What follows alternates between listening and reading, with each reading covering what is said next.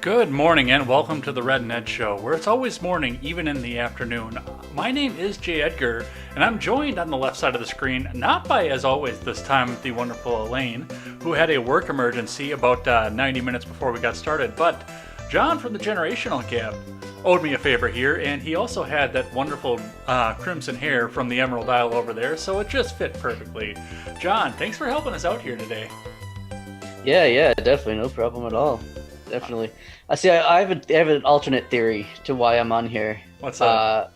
I think it is that you just miss having me on the show, and so you just told Elaine, hey, just take the day off, and I got to have John on here. It's been way too long, so then I'm here.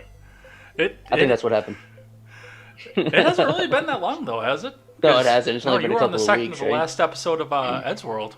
Yeah, but still, I mean, that's too long to go without John.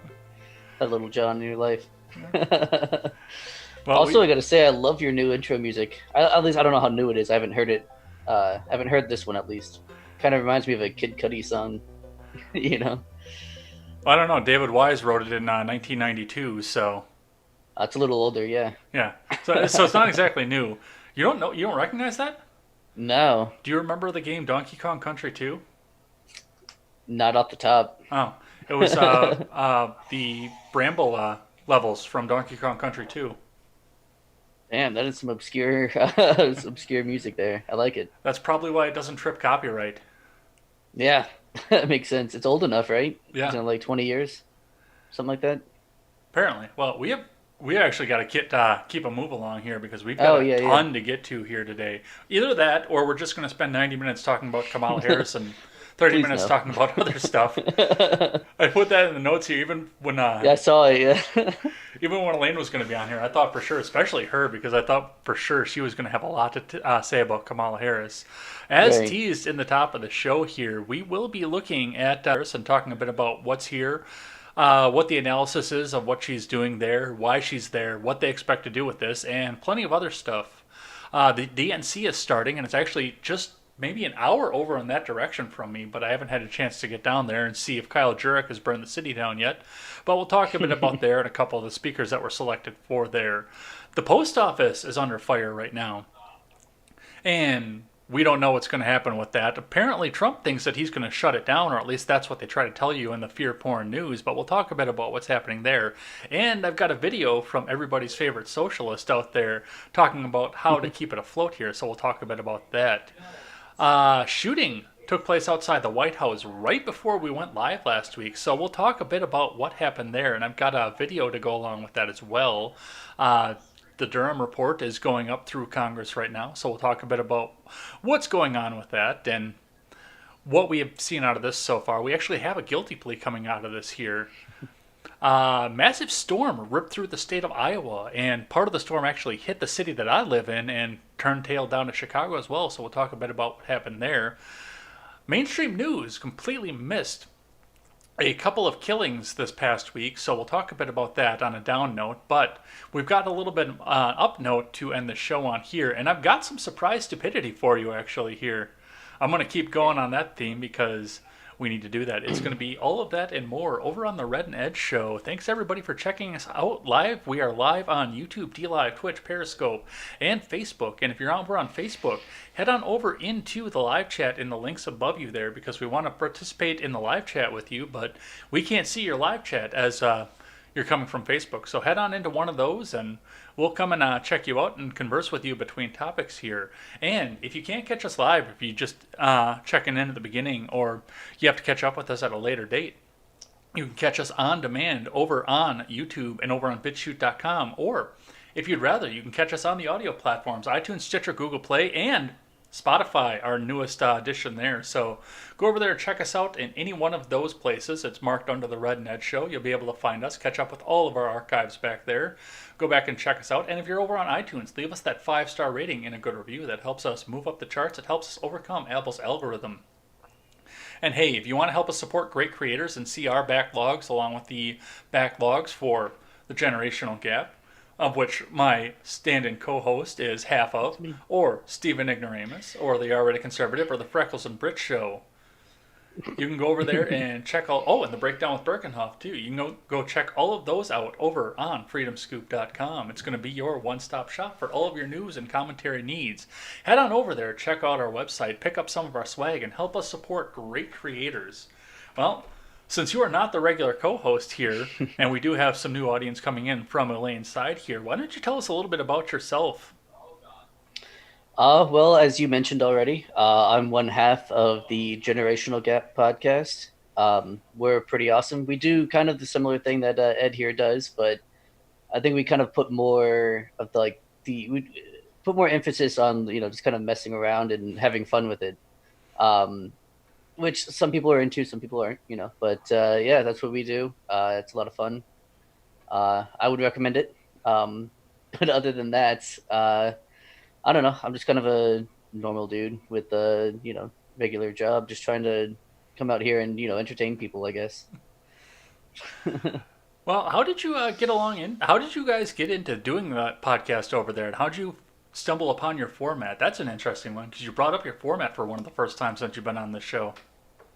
Yeah. So, I mean, I've said it a few times on the show, but I'll say it, again, I'm sure you got new people. Mm-hmm. I had been wanting to do a podcast for like 3 or 4 years before we even started, and that was already like 2 years ago. But I just could never make it really happen. I couldn't get like the equipment together because I was pretty broke back then. I couldn't get a co-host. I knew I didn't want to do it on my own. Mm-hmm. So I was, looking for someone else who would be as dedicated to doing something like that, like someone who could make the schedule, and actually follow through on it. So yeah, then eventually my roommate's cousin, who is Robert, started coming over at the house, more and more often, and we got into some pretty hot and heavy political discussions, and but we were able to not have hard feelings about it. So I approached him one day with, hey, do you want to do a podcast? And to my pleasant surprise, he was all about it, and so that's kind of how that started. Awesome. Well, thanks for coming back and checking us out and saving me up at the last minute here. Like, I got 90 minutes of notice to do this. Yeah. But it's all going to turn out well, I think. You seem pretty knowledgeable about what's going on here. We do have a little bit to get to onto this here. Checking in with the live chat. Try to act like I know what I'm talking about. Yeah. Checking in with the live chat here. We've caught ourselves a wild RRC podcast over here with the flag and what's up, gentlemen, over there. So thanks for coming over and checking us out here. And then we got a little bit of an insult over here, too. David_G_L over on Twitch called us soy boys. Well, I don't know of a lot of soy boys that have a lot of facial hair like this. Usually the soy blocks that kind of stuff. Yeah, that's true. I mean, my beard is a lot shorter than it was about a month ago or so. I did trim it down, but I mean, look how quickly it grows back in just a month or two. No way, no soy going in here, boys. I'm kind of doing the opposite of soy right now because soy is packed with carbs. Oh yeah, I don't know anything about food.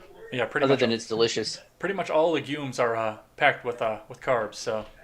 But I got a nice porterhouse waiting for me as soon as we get off of this. So that's what I'm talking about. I'm kind of looking forward to getting through the rest of this. That's some man shit right there, man. That's hell yeah. All right, let's get into it here because we've got a bunch to talk about here. But first, we're gonna, I could tell you what happened at the beginning of this week, but I'm not gonna do it justice. We're gonna let the two people that were involved tell you what happened here through a video that they put out. That's totally impromptu. This wasn't scripted or anything here. So let's see what these two people had to say. All right. Hi. Sorry to keep you. No, that's all right. You ready to go to work? Oh my God. I'm so ready to go to work. First of all, is the answer yes? The answer is absolutely yes, Joe. And I am ready to work. I am ready to do this with you, for you. I'm just deeply honored and I'm very excited. So that was the phone call there. It was completely not scripted, completely impromptu. She had no idea that this was coming. Absolutely, yeah. So Oh, it's so cringe. Oh, yeah, I can feel it. It's like like someone's poking you right in the back right here. Like, all right, sorry. So, for those of Ugh. you who are not aware at this point, which are not going to be very many of you, coming along with this place because all of social media has been alight with this for the last week, ever since Tuesday. Not Kamala Harris, Joe Biden made his final decision this week, and he is going to be running the Biden-Harris ticket coming up into November, which is almost here. And he promised us it was going to be before the convention, which started today. So, That's right. yes, that's what we have here. What did you see with that one there? What did I see with that? Yeah, what did you see on the news throughout the week on this? Well, I just saw about how great the pick was. About how she is absolutely not a reprehensible human being that everyone should hate. That's pretty much what I've been seeing. About how everyone needs to love her, regardless of how much they hated her during the primaries. Short memory and all that. We're all just a bunch of goldfish out here, uh, yeah. That's pretty much what the news has been about as far as I've seen. So I wanna pick your brain on this here a little bit, and actually I already had this all planned out for my normal co-host off of this, but I know you pretty well too, so I know where to goad you and where to come in with stuff, where to put things in, where to take things out. But my first question for you is, I want you to give me a list of 4 pros. We're going to do a pros and cons on this here. Give me 4 pros of Joe Biden picking Kamala Harris. Well, one thing is he kept his promise to pick a woman of color for his VP pick. So he didn't just, renege on that and just go with, Elizabeth Warren or something just absolutely stupid. 2, she's got kind of a youthful energy to her. So she's not just going to be, she's a good, juxtaposition to Biden's, low energy and low mental capability. Is that a nice way of saying that she's going to outlive him? No, that was gonna be the third. That was gonna be my third, bro. She's not gonna die next week.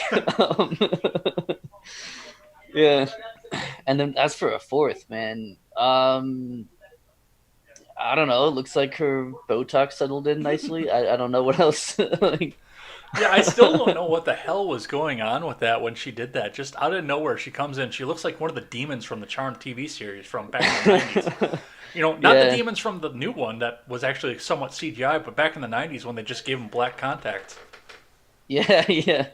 Well, she just didn't have time. Like, it was too short notice for her to put on her full human face. So some of the lizard features were still kind of poking out. Well, I know I gave you a challenge on the pros. Give me 4 cons to go with that. Oh man, okay, 1. This is the easy part. Yeah, 1, she's a cop. I thought we hated them, right? 2, she first of all, she hated Biden in the primaries, and that's going to get brought up constantly. The hypocrisy between how she responded to him in the primaries and how she's acting about him now. That's going to work against her, both of them, in my opinion. what was the one policy with that she had that was she when she locked up countless black men for one thing. She was with her tough on crime Yeah. bill, and I think that's going to follow in if she gets into the White House. So yeah, how many was that? Was that four That already? was three. That was 3. Mhm. Shit, why am I blanking on a fourth then? I mean that's the main thing. I mean she's just I don't know. She's okay. So assuming that Biden does die in the first term, assuming obviously that he gets elected and he dies in the first term, then she's going to be the first woman of color, woman president, and first woman of color president that's in there in the White House. But she wouldn't have gotten in through election. She would have gotten in by basically appointment, Hmm. which I think is going to be really bad for the left in general. It's going to look bad on them, because it's going to show that it's just more about getting someone of the right skin color in there as opposed to because they're right for the job. Well, and that's I. When I first saw this, I actually got Mm-hmm. on the phone with Elaine right away, and I said, "Are they trying to lose?" Because I don't see a way forward off of this. I don't. See that's the thing is I don't know that they're trying to lose. I don't know that that's going to cause them to lose. I mean that was my first like knee jerk reaction was like, oh yeah, they're trying to lose. That was a terrible pick. But upon further reflection, I don't know. I mean, yeah, she did terribly in the primaries, but that's not important anymore, right? Because the primaries are done. Right. What we're looking at now is, you're going to see a lot of if you don't vote for Biden, then you hate people of color. Um, or hey, we need a woman. We need a woman. Yeah, that has unfortunately a lot of influence in our culture right now. It could very well work for him. But if we were so important, or if we were so eager to get a woman in there, why wouldn't she be on the top of the ticket? If it was so important to have a woman as president, why doesn't Biden just step down and put her up as the nominee then at that point? Other than the fact that, of course, she couldn't grab 2% in any of the primary polls. She never made it to any Yeah, of the primary votes. She dropped out in December. right. No, I mean, I think the reason why they wouldn't do that is, oh fuck, I just had it too. I had a perfect reason. Um, no, I mean it's because they tried that last time Hmm. with Hillary. They pushed Hillary, Hillary, Hillary, Hillary, Hillary, Hillary, Hillary from the beginning. I mean, do you remember the other two Democratic nominees from 2016 election?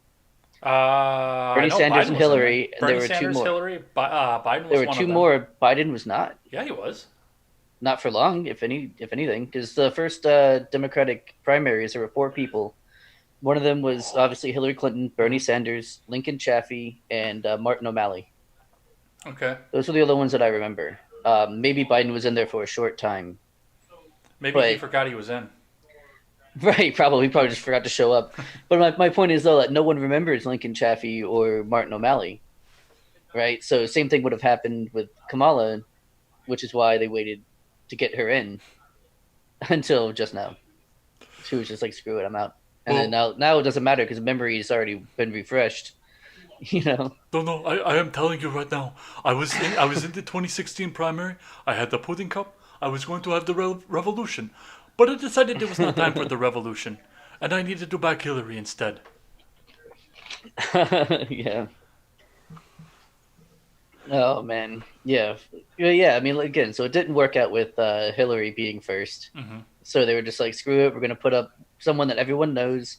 Remember Obama? Remember before everything was crazy? Here's Biden, and then oh yeah, also Kamala on the side over here. We're gonna, she's next. Like that's what it seems like is going on, at least to me. Now, I do have to ask here: do you think that there is something that's going on behind the scenes with this? I hear all kinds of tinfoily stuff about this one here. I Yeah, I mean, I don't think it's tinfoil to suggest that there's definitely behind the door or closed doors, deals going on mhm. for sure. It's just like, what are they, and to what end? Is I think the more important question. What's trying to be accomplished. Obviously, I think they're trying to win the election. I mean, as as any political party is trying to do.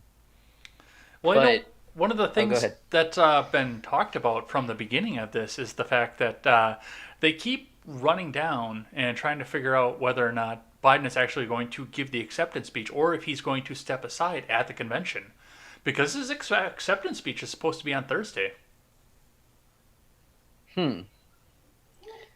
Yeah, maybe.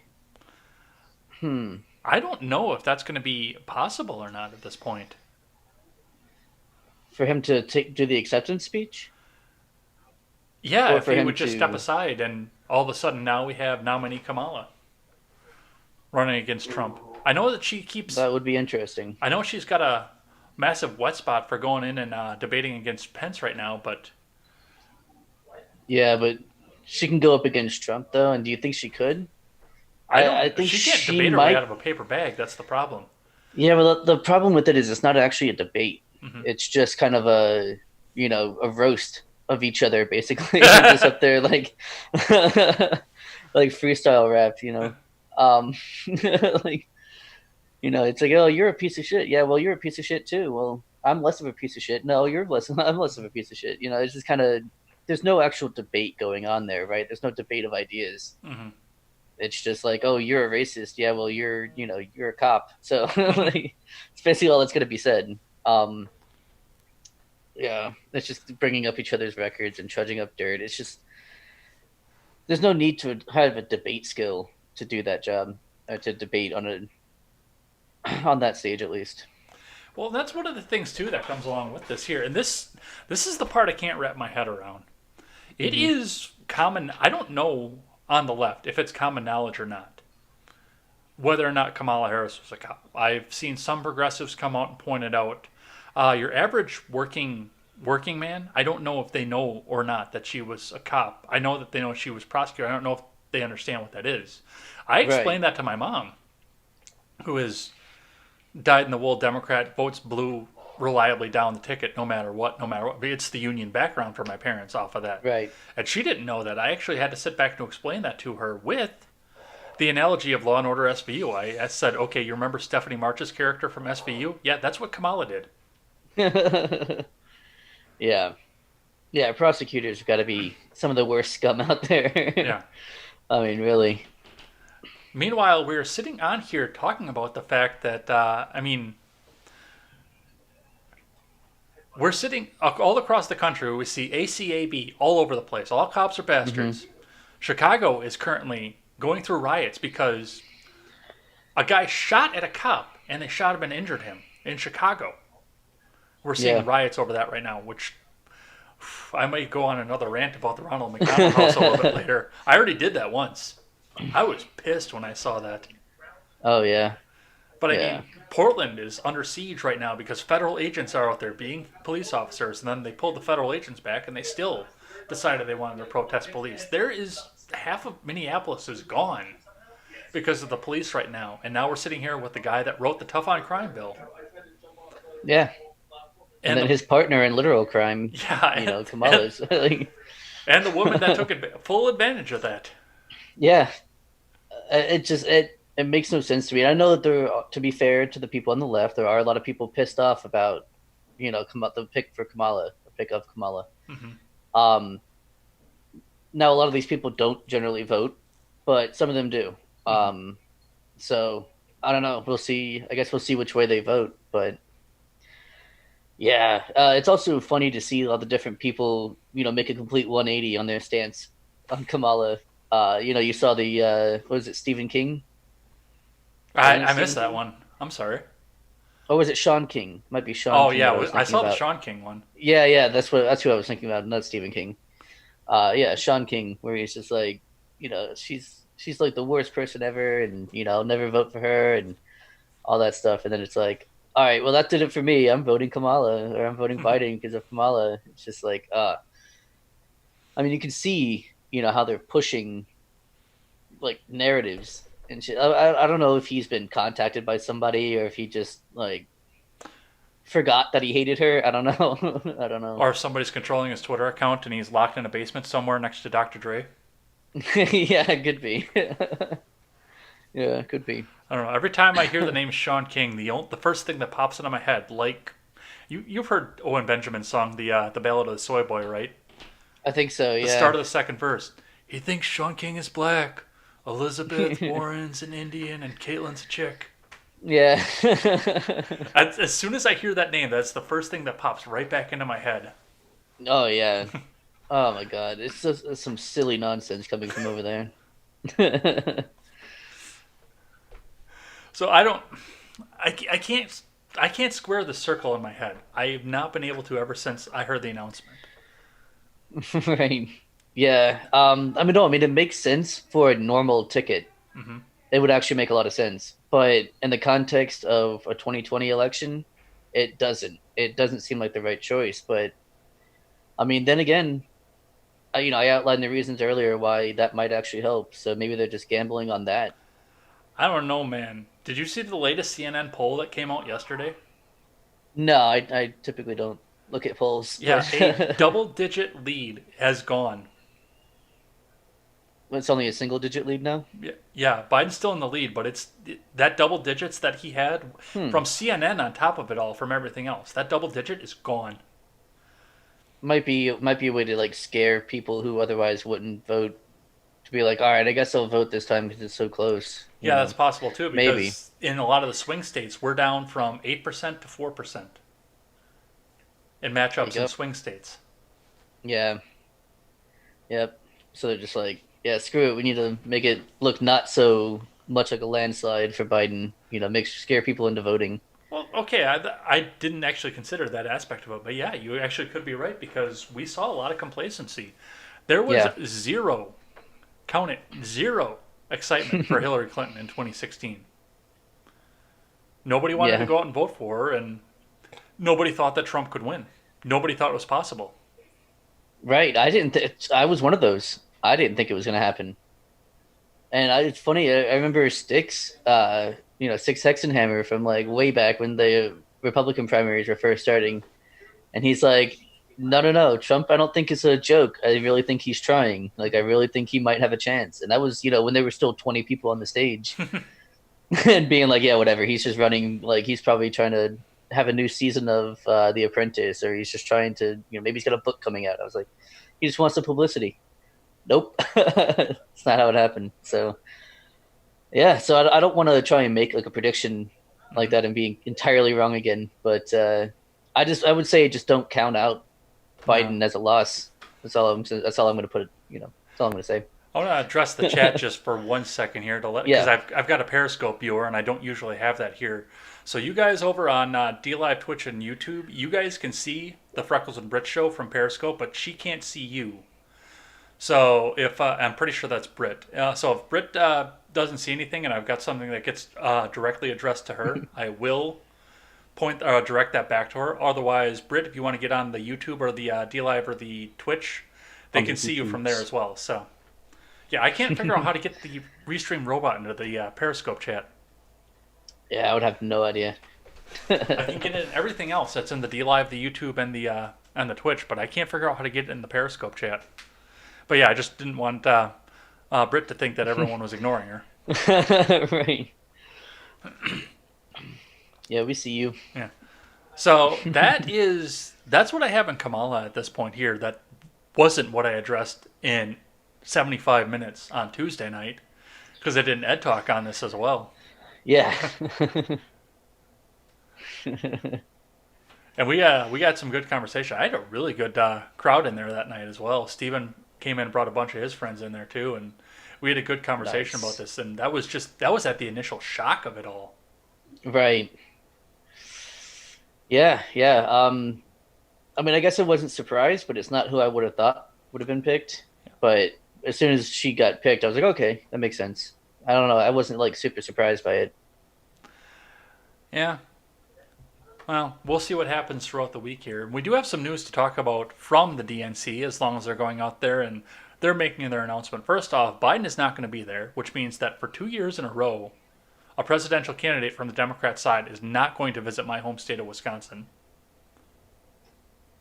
For 2 cycles in a row. Because Hillary never came here either.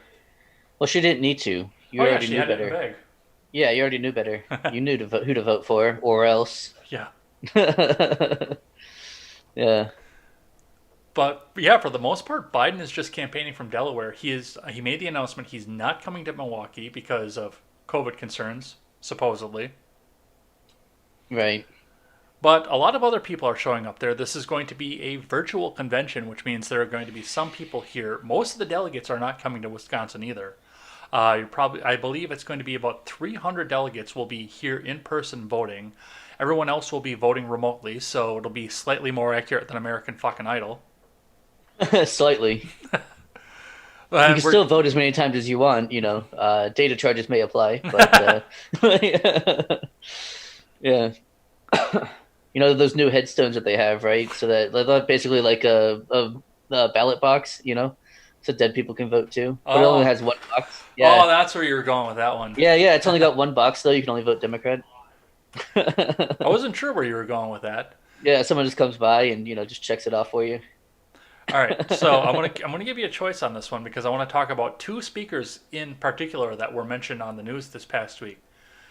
Do you want the serious one or do you want the funny one first? Oh, let's always go serious first. You always want to end funny, I think. All right. In my opinion, at least. So, from CNN, Andrew Yang says he will speak at the Democratic convention after expressing surprise at not being asked. From Veronica Strakwilarski, former Democratic presidential candidate Andrew Yang said Thursday he was added to the Democrat National Convention's list of speakers after he expressed disappointment earlier this week with not being invited to address the event. And it's official. We've been added to the DNC convention speaker lineup, Yang wrote on Twitter, thanking his devoted followers known as the Yang Gang, the people that wear the funny blue hats. He confirmed in a separate tweet that his speech is slated for around 9 p.m. Eastern Time next Thursday, the fourth and final night of the DNC. No confirmation as to how much whipped cream in a can is going to be coming to the event. Just know that it'll be enough. That information is actually classified. Just know it'll be enough. So, what are your thoughts on Yang coming up and speaking at this event? I mean, he's one of those candidates that I didn't really have a problem with too much. He was probably the least of all the evil that was up there, other than Coconut Mommy, of course. Those two I would not have minded if either of them had gotten the nomination. Mm-hmm. But of course, they were the two that were least likely to get it because of how measured and moderate they were, and how they actually had ideas and policy and such. So, because of that, they didn't stand a chance. But yeah, I mean, Yang's all right. I don't have a huge issue with him. Obviously, I disagree on the policy positions that I would normally disagree with, but he does seem like the kind of person you can go up to and be like, "Hey, can you expand on this idea?" And can we kind of talk about it and get to the bottom of the issue? Like seems like that type of person. Yeah, honestly, I could see Andrew Yang as an executive. Yeah, he'd run our country into the ground in one presidential term, but he would be presidential while doing it. Yeah, he wouldn't be tweeting at 2 a.m. from the crapper. Hey, you got to take all the time you can. No, this is my time. This is where I'm going to tweet from. That's right. That's right. I always loved the fact that Yang had the pin on. His campaign slogan was "Make America Think Harder" with the acronym MATH, and he always had the pin on for that. Yeah. Yeah, but, I mean, he had a lot of excitement behind him, too. Math was clearly not his strong suit. Because I've run the numbers on his UBI proposal numerous times, and there was no way to make any of that work. None. As much as they tried to say, well, the progressive wealth tax and this tax and that, yeah, tax people more and they're going to stop creating. Yeah. They're going to say, no, we're sorry, we're done. We can't take any more profit right now. We can't take any more, Or he just says, okay, well, I just don't take my salary, until the next quarter or whenever the next time he has to pay taxes, Never mind There's always a way around it. There's always a loophole or something. No matter how hard you try to close them, there's always some way to gain the system. Never mind the fact, and this was the one that drove me nuts. And landlords, you rent. Mm-hmm. I rent. What do you think happens when that landlord knows that you have a guaranteed $1,000 every month? That was my argument to Robert, my co-host. For those who don't know, that was always my argument against it. Was they know that the new zero is 1,000, That's the new $0. Yeah, exactly. During that time. And so, yeah, they know you're coming in with $1,000. So they're like, okay, I'll just make it $2,200 instead of $1,200 for your rent. Yeah. It's just the same amount that you're paying out of your pocket. But now he just gets your extra $1,000 a month. And that does nothing for you now except for drive up the prices of everything. And now you can afford even less. I mean, yeah, it's a vicious cycle. Yeah. I understand what he was trying to do, and he was trying to dump some of the welfare system out of this, and I respect that. But it's just not the right way to go about it. No, it wasn't the way to go about it. But you know who else is going to be speaking there? For a very, very long time. One, Alexandria Ocasio-Cortez. Oh, shit. And this is the good one here. I will read the headline verbatim from Fox News. AOC posts poem after being told she'll get 1 minute to speak at the Democratic Convention. They are giving her 60 seconds to speak at the DNC. I saw this on Contemporary, and I laughed my ass off. That is hilarious. It's like, all right, yes, you get to go to, pat her on the top of the head. Yes, you get to go too. We'll put your speech on the refrigerator afterwards.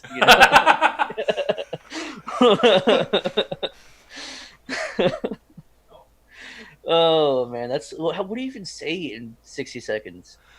Well, yeah, I mean, she can't get that airheaded drawl out in 60 seconds. Right. I mean, maybe that's the plan, obviously. To all right, you have 60 seconds to not embarrass us. Go. And she's like, I can't do it.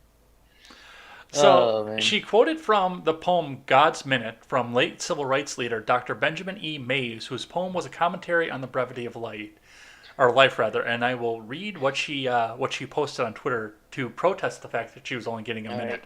All right, you got 60 seconds. Go. I only have a minute, 60 seconds in it. Forced upon me, I did not choose it, but I know that I must use it. Give account if I abuse it, suffer if I lose it. Only a tiny little minute, but eternity is in it. That's what she put on Twitter. Wow. Sounds like, someone's got a future in poetry. I don't know. Well, if she has a future in poetry, it's plagiarized. Well, yeah, of course. I mean, you know how the left act, right? They can't create things themselves. You can only take things that already exist and destroy them.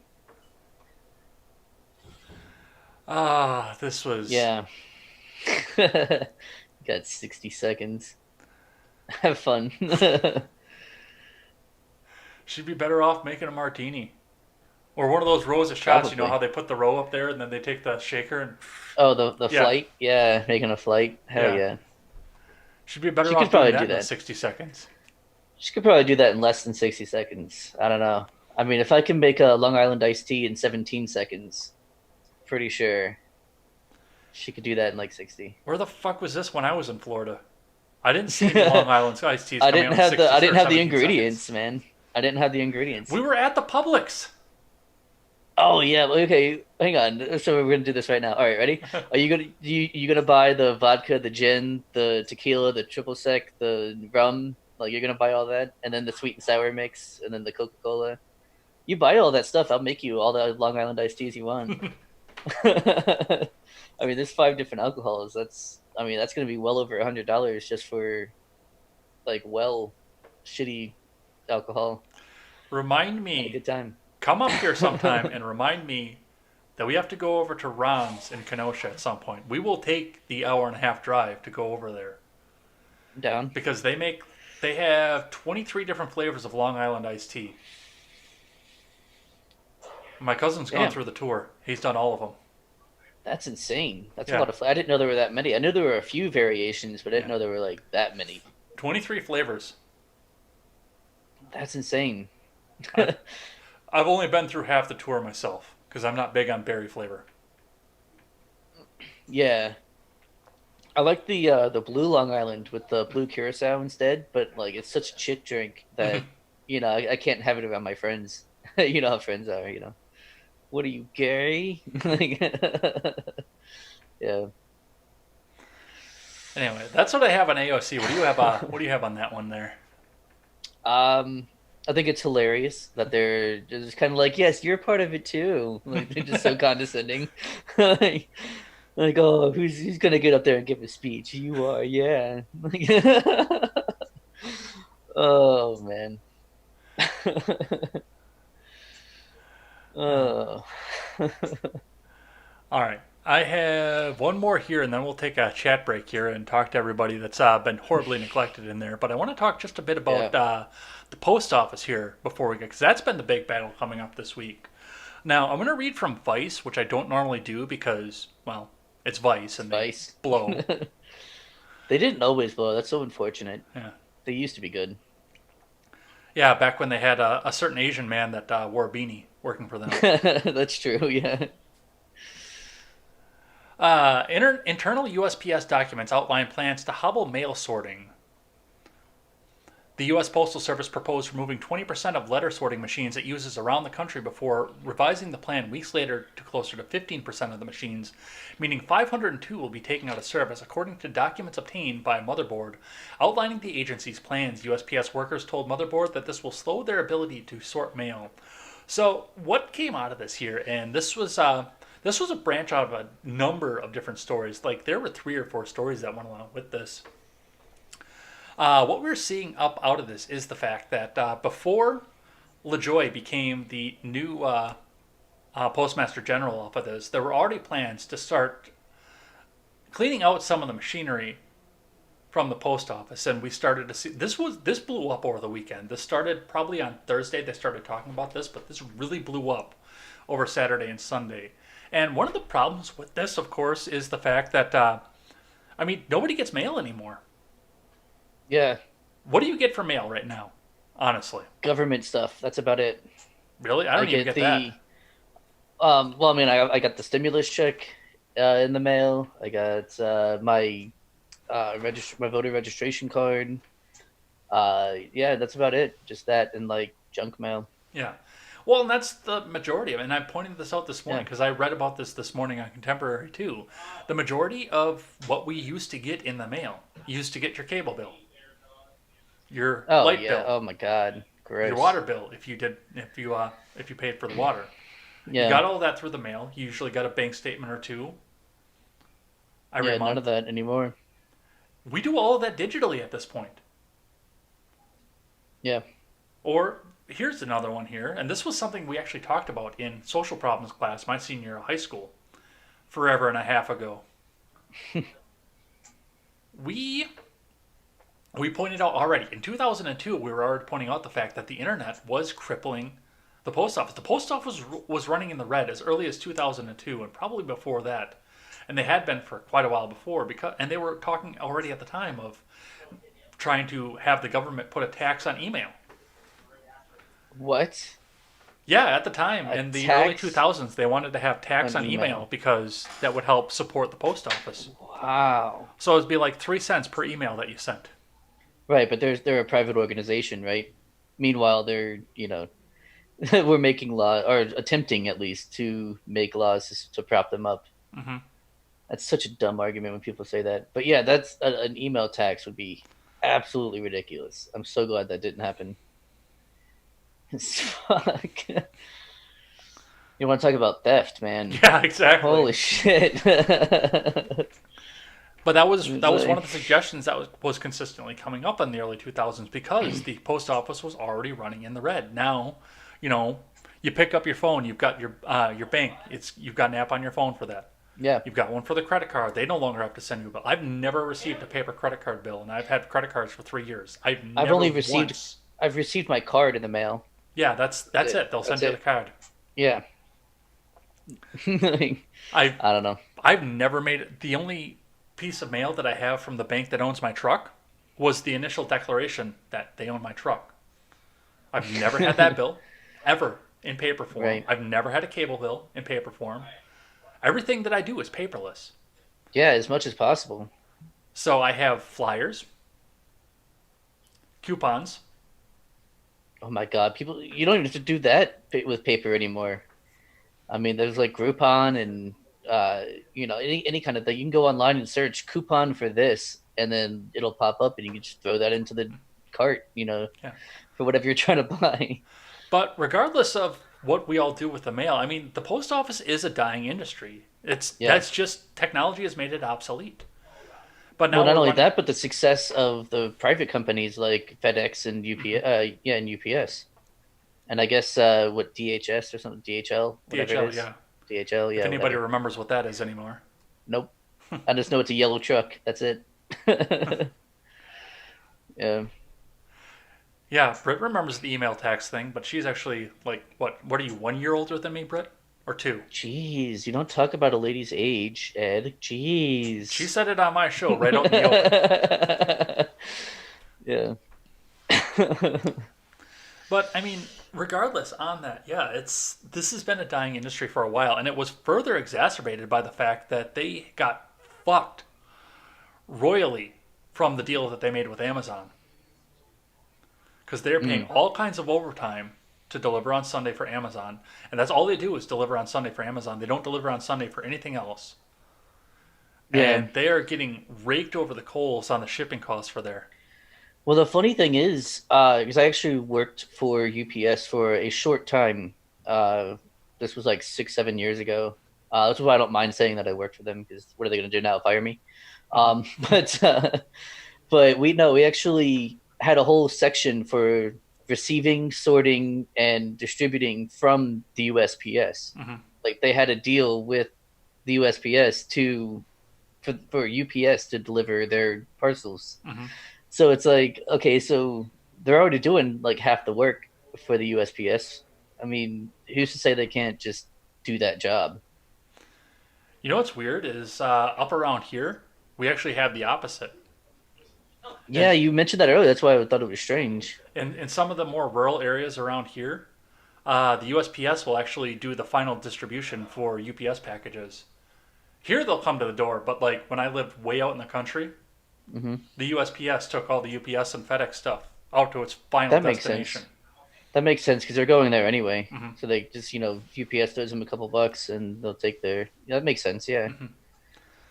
But yeah, I mean, the mail services, but of course now they're going to use this because they know that this is happening and nobody has a timeline anymore and nobody can look back and see that DeJoy was not even installed when they started to break this all down.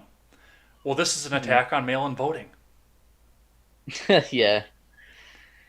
I think you were on one of my early shows too when we talked about postal banking. I think it was you that we talked about that way back. That doesn't sound like me. I don't know. It might have. Maybe it was. I don't know. I have no idea. Because remember, Kirsten Gillibrand, right before she went into the presidency, proposed the postal banking bill in the Senate. And Alexandria Ocasio Cortez co sponsored it for the House because they Hmm. wanted to expand the services of the post office to include personal banking, Ugh. which sounds like a wonderful idea, doesn't it? Yeah. Oh, that's a great idea. I would love for that to happen, guys. Like, oh man. Yeah. No. Let's get the government out of government. I think that's a good idea. Let's Well, get government out of everything, including itself. and the post office, just because of Gillibrand and AOC coming up in onto this, first off, I've seen what the government did with Social Security. I am not putting a deposit account into the post office. Fuck that.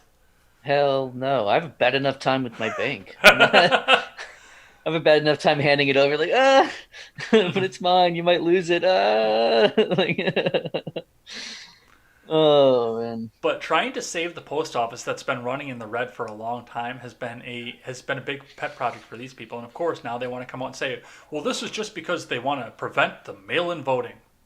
Yeah. According to the articles that I read this morning, and I read two or three of them this morning on this subject, the Postal Service has promised, and they're not passing a bill on this at this point. Pelosi is actually calling Congress into session so they can try and pass a bill to keep it, but just on their own volition, they're not scuttling any more of the mail sorting machines right now until after the election. Because they know they're going to get an influx of it, they know it's going to happen. Yeah. But everybody's favorite socialist did have another idea on how to save the postal system. And I thought this was quite entertaining. So let's have a listen to what AOC has to say about this one here. This is going to be an AOC heavy episode, but hey, every once in a while you got to do something like that. I guess so, yeah. Hello, everyone. I have been thinking about ways to help you help the post office. And I think I've got an idea, and I'm interested in hearing your thoughts. So one of the best ways to support the post office is to buy stamps. What do you all think? Would you guys be down and excited if I set up a national progressive pen pal program? Do all the work of connecting you to somebody else. We would offer maybe some conversation prompts or postcard prompts, and even like a printable postcard format. You just send it out. Would you guys be down? Do you like that idea? I'm down. She sold me. Oh my god, could you imagine, like, oh yeah, I've got a pen pal that I write to once a month because that's how long it takes for me to get a response. Holy shit. Especially when we have so many things on the internet that does that instantly. I mean, I could pull up my phone and do the same thing that this pen pal program does for you in Orlando in 3 different ways, and you have it in Right. 10 seconds. Even without my phone number. You don't even, I mean, you have my phone number. You Yeah. don't need it. You could contact me in like 3 different ways off the top of my head. Like, holy shit, that is stupid. Are you guys excited to buy stamps? Oh my god. Like, yeah, I can't wait. Can't wait to go out and buy stamps. Oh god, that was good. Now tell me that wasn't the surprise stupidity. Tell me No, we I've got something worse. better. I have Oh worse. fuck yeah, I'm so excited about it. Because holy shit, that was good. Alright, whew. Pen pals. Yeah, because that's what you do, right? People do that now. That is what I have on the post office here. I'm going to catch us up with the live chat. Well, Actually, real quick though, did you see that Trump actually tweeted out earlier today, "Save the post office"? No, in I his missed normal, that. like all caps. Yeah. Yeah, he said save the post office. So the whole thing is about how he's trying to stop, he's trying to stop mail-in voting, but now he's like save the post office. And then someone that I follow on YouTube retweeted it. That's how I saw it, because of the retweet. Mm-hmm. And he said, Ferengi Rules of Acquisition number 76. Do you know that one off the top? Because I didn't. I had to look it up. No, I would have to look that one up too. Yeah, it was just every once in a while, declare peace. It confuses the hell out of your enemies. Like, oh man, yeah, that was funny though. They're gonna have a field day with that tweet. You watch. By the end of tonight, there's gonna be a couple of headlines out there. You know, I actually almost bought a poster with all of the rules of acquisition on it, and I didn't. And now I'm kicking myself in the ass. Yeah, that would have been cool, man. You know, nerd culture is mainstream now. It is. No one's gonna make fun of you. They're gonna be like, "Oh, cool, man, Star Trek." You want to catch us up with a little bit of live chat here? You got it up, right? Yeah, I've got it up. Catch us up with a little bit of that here. I want to set up a couple things for the next segment. All right. Do you know where we stopped? It was pretty remember early exactly on where we because stopped. all I had was RRC podcast and David Oh _GL. shit! So we got a lot going on then. That's good because let's we were see. suppressed last week really hard. Oh yeah. Yeah. Let's see. What is that? Humongous Dumpling. Great name. Well, Trump as an alpha white male multimillionaire didn't need much diversity. Yeah, that's true. Seawall. What's up, Seawall? Kamala has one of the furthest left senators we have. She votes almost in line with Bernie, I imagine. But standard Seawall typo there. Let me scroll a little bit more. Sorry, guys. I'm going to scroll to more recently relevant things. Nephilim Ninja asks, "Yikes! What happened to Elaine? How dare Elaine you? had Just because I grew a beard and dyed my hair does not mean that I'm not Elaine anymore. That's very messed up." No, sorry. Go ahead. About 3:30 local time, Elaine texted me and said that she had a meeting to deal with. As everybody knows, she is comms director for the Joe Jorgensen campaign, and I'm guessing because of the Kamala Harris stuff, they've got a bunch of stuff happening this week. So, yeah, I got the notification about 2 hours before that I needed to go find a different co-host. So, our thoughts are with her in her busyness right now, and she did tell me to make sure that I thank you for her as well. So she says thank you. Well, she's welcome. Um, I was going to try and think of a smart ass thing to say, but she doesn't really know me, so I was like, all right, you know what? Like, let me just be nice for once. Um, let's see what else we have here. Seawall says Yang is getting a pity speaking role, possibly. Also, I mean, I don't know. He's someone I would want up speaking if I had a whole group of people speaking. He could do it fairly well. He's not going to say anything ridiculous, so he's pretty safe, I think, to have up there. Let's see. Yang is a nice guy that could ruin the country. Yeah, it says Freckles and Brit show. John is a fig confirmed. Yeah, that was confirmed earlier. Let's see what else we have. Yang was too cheap. Wow, Freckles and Brit all over the chat. Yang is from a leftist business culture. They espouse leftist values but take full advantage of GOP. Yeah, it's really interesting how successful like leftist companies are, especially because they're really good at using the same tax loopholes that they demonize everyone else for using. Britt, as long as you're in the chat there, make sure you go check out the Freedom Scoop chat that I sent you over there, because we've been talking about this election thing coming up. So head on over there and get some weigh in on that if you can. And speaking of Brit, she also says that she's 38 and she's not a lady. I mean, I don't know. I guess you present feminine at least. I don't know how you identify, but you at least present femme. Was that mean? I don't know. I don't think so. I think she'll get it. I think so too. Yeah. Yeah, I always worry about that when I always worry about that when I do a little jab at somebody. It's like, I'm just messing around. I'm not serious. I promise. Let's see. Burbank. Oh, here we go. Hang on. Humongous Dumpling.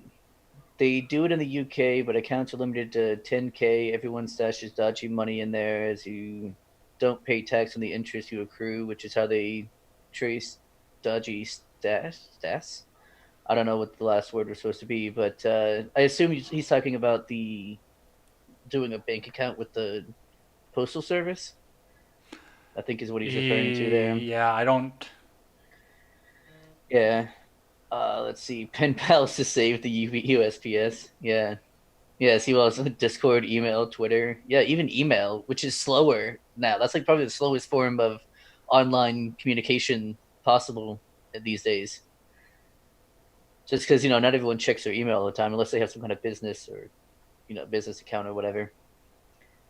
Midget B says, oi, sup cunts. Oh, sup cants. Sorry. Oh, we got ourselves a Midget B.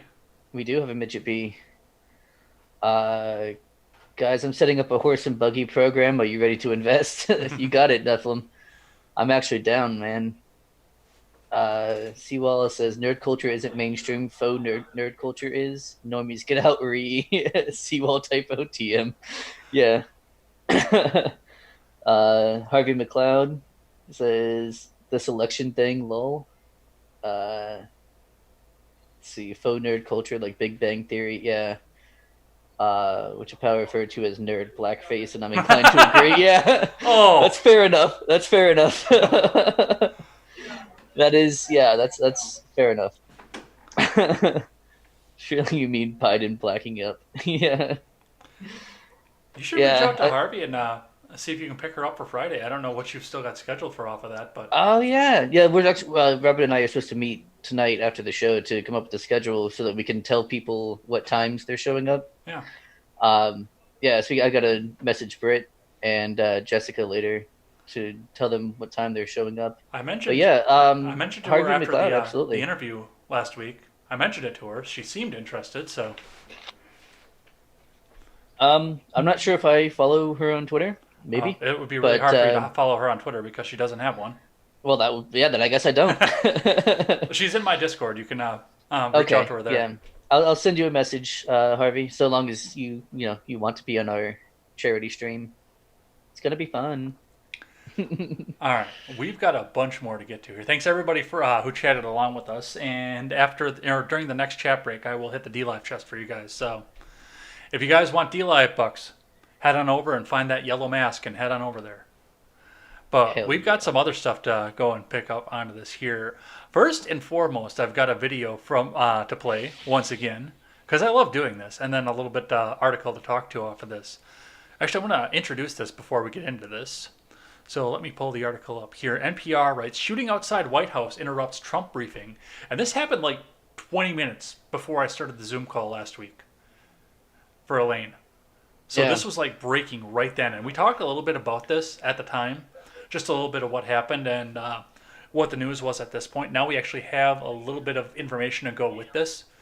This was updated at 11:28 p.m. Eastern Time on August 10th, which was well after we were off the air. A shooting outside the White House on Monday briefly overtook President Trump's daily news conference, leading Secret Service to call the president away from the briefing room lectern. Later, the Secret Service said a uniformed Secret Service officer had shot a 51-year-old man who said he had a gun and pointed an object at the officer crouching in a shooter's stance. The officer fired his weapon, striking the man in the torso. The suspect and officer were both taken to hospitals, but the Secret Service statement doesn't specify why the officer was taken. The incident took place at 17th Street and Pennsylvania Avenue near the White House complex.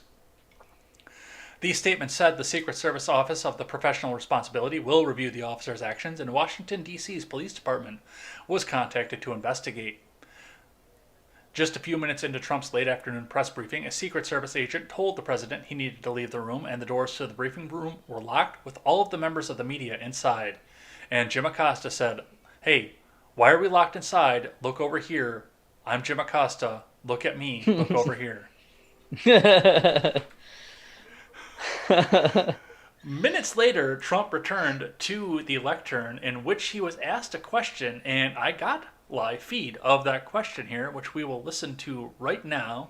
It'll take us about 20 seconds to hear, so let's get that over here and have a listen to the most Trumpy thing that possibly could be, if I can pick the right scene to do this. It might not have had anything to do with me. It might have been something else, but it was on the outside of the premises. The wall, the as you know, the fencing, especially the new fencing that they put up, is very powerful. But it was on the outside of the White House. Okay, and they'll have a full report. Secret Service in a little while will have a full report. Are you rattled by this at all, Mr. President? I don't know. Do I seem rattled? Got him. I don't know. Do I seem rattled? Yeah, like he was just like, whatever.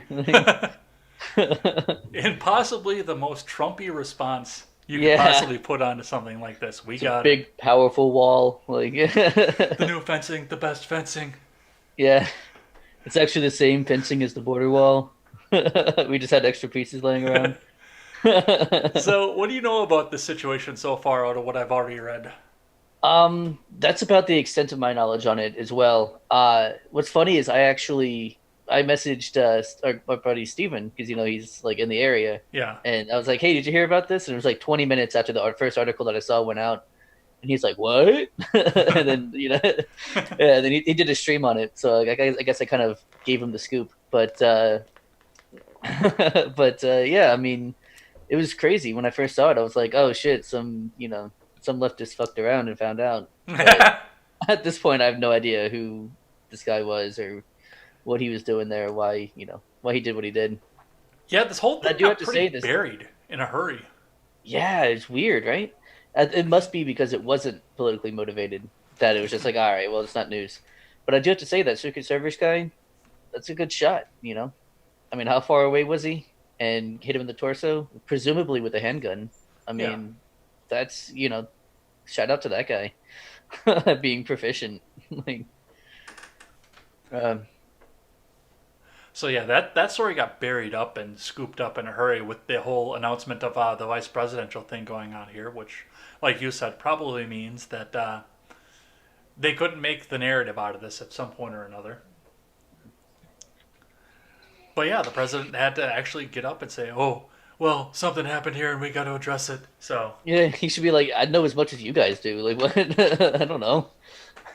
I was busy. You guys know I was here. Like, I have no idea what's going on. Would have been great. Like, I don't know. I have the same information you do. Write your story on that. Like, All right, but that's what I have on that there. I knew that was going to be a quick little hitter here because the news didn't give us much information off of this here. What have you seen off this Durham investigation this week? Anything at all? No, not really. I mean, and Robert gets on my case about this all the time, where I don't really look at news. I look at the reaction to news instead. I think it's a better way of. Oh, okay, yeah, I had an autoplay hit there. I'm sorry. Gotcha. I thought I was just talking out of turn. But yeah, I mean, I prefer the reaction to news than to actually reading the news itself, because that's how you get to see the narratives that are being pushed. Like, even if you read the article, you can be like, all right, yeah, that's kind of the narrative, but it's how it's being taken and then how it's being run with by everyone else, mostly blue check marks, but by anyone. Yeah, that's what I think about blue check marks. And it's just insane how it's all the same script. Mm-hmm. I mean, there'll be a few words changed, but usually it's the exact same words every time, and it's spooky, man. It's spooky how that happens. Well, and that's absolutely the point too. And I'll talk a bit about what I read this morning on Contemporary, because I'm not going to read the rebuttal article, but I'm going to talk a bit about what happened in the article I read from the Hill this morning. But from the Daily Wire, ex-FBI lawyer to plead guilty in Durham criminal investigation for allegedly falsifying evidence. From Ryan Saavedra over at the Daily Wire, a former FBI lawyer will reportedly plead guilty to falsifying documents that FBI officials used to renew FISA warrants that were used to surveil the Trump campaign in 2016. The New York Times reported that the lawyer, Kevin Kleinsmith, who was assigned to the Russia investigation, plans to admit that he altered an email from the CIA investigators relied on to seek renewed court permission in 2017 for a secret wiretap on the former Trump campaign advisor Carter Page, who had at times provided information to the spy agency. And you know as well as I do what the first thing that they said, because he's pleading guilty, copying to a line to the FBI charge at this point. What do you think the first thing that they had to say about this one was? That he's lying and it's just What fake? about Michael Flynn? Oh, what about Michael Flynn? Yeah. What about Michael Flynn, though? Which, okay, I'm going to give this, and I said this morning too, and that was the first thing that the Hill came up and said too, was, well, everybody's slamming the FBI right now for arresting this guy when Michael Flynn walked scot-free for the same charge. I will play level with Kevin Kleinsmith on this one. Mm-hmm. If it comes out that the FBI railroaded him and threatened his family in order to get him to come out and cop to this charge, then let his fucking ass out of prison. But if he actually did the crime and he wasn't just trying to protect a family member, then he can sit in federal prison for a couple days and think about what he did. Or a couple years rather, and think about what he did. But yeah, if they use the same tactic, absolutely let him out. Yeah. I'm not going to play this partisan bullshit. No. I mean, there's the only partisan is whether you're, for government or against it. Mm-hmm. That's the only partisanism that there needs to be. Yeah. I don't know. Did you see my new Twitter profile today? I did, yeah. I finally got sick of people thinking I was a conservative, so yeah, it doesn't matter. I changed it. They're still going to consider you a conservative. It really doesn't matter. Yeah, anybody who was for a big state. Yeah. Oh man. I mean, I don't know. There's a lot of conservatives who are for a big state too. So yeah, that's true. Well, that's why I changed. Well, for those who don't know, my old Twitter profile said center conservative novelist. And I had a lot of people jump down my throat and say, well, you're just a Trump fucking baby. And fuck you. And you just want to see Orange Man. So, and I left it there for a while because I saw their heads explode. Even after I gave up on the GOP, I loved watching their heads explode from it. But oh, yeah. It's always fun. I got sick of it today. And I said, you know what? I'm not a conservative. I'm a federalist. Conservatives want conservative power in big government. And I'm not all for that. Let's get the 10th Amendment back up here. So I changed it today. Yeah. And their heads are still going to explode, but... How dare you want the 10th Amendment to be followed? God, you're such a jerk. Unless it works in our favor. Right, yeah, then it's fine. That's what I mean about the partisan stuff, because, I mean, yeah, the Republicans ignore the 10th Amendment just as much as the Democrats do. Like, it's just about this. How about we just stop and just everyone follow the 10th Amendment, or we just get rid of the whole thing? I mean, I don't know. I know by the whole thing, I mean like the whole government, not the Constitution. As long as there's a government, there needs to be the Constitution. Well, speaking of the government and the government investigating itself, McFarland says FBI Director Christopher Wray, James Comey are in big trouble. So we've got more brewing over on some of these big alphabet agencies. And my senator, Ron Johnson, actually was the one that was leading the charge on this. This past Thursday, Ron Johnson put out a series of subpoenas for documents relating to the Steele dossier that have been covered up and classified in the FBI at this point. Just a brief read from Fox News here. FBI Director Christopher Wray and former FBI Director James Comey are both in big trouble. Former Deputy National Security Advisor K.T. McFarland told America's Newsroom on Monday. McFarland responded to the state or Senate Homeland Security Chairman Ron Johnson issuing the first subpoena to the FBI and Wray as it reviews the origins of the Russia investigation. Says she believes they're also looking at the Mueller investigation in addition to potential wrongdoings or incompetence at the FBI. Now, my big question on all of this here, because this is also going to be coming up here, is do you think that this is all going to come out? Now, Barr's come out and said that he's not going to change his schedule because of the election. But do you think a lot of this comes out before the election happens? Oh yeah, I mean, of course. Of course a lot of it's going to come out. I mean, that's the whole point in doing any of this stuff no one would care if it wasn't an election year. And what I mean is like, obviously you and I would care, but I mean like, Yeah. the government, anyone in the government would not give a shit unless it was an election year and they could use it against someone. So that's at least my thought on that. I don't know. Maybe I'm wrong. Maybe I'm just cynical. Who knows? Well, I mean, I really want to see what's in these documents. I absolutely do. Yeah. Oh yeah, 100% I do. But will we be able to see an unredacted version, you think? No. God, no. Yeah. Hell no. So then it's useless. As soon as something's redacted, the whole thing's pretty much useless. Just like everything else in the government. Pretty much useless. Yep. But, but Ed, they make robes.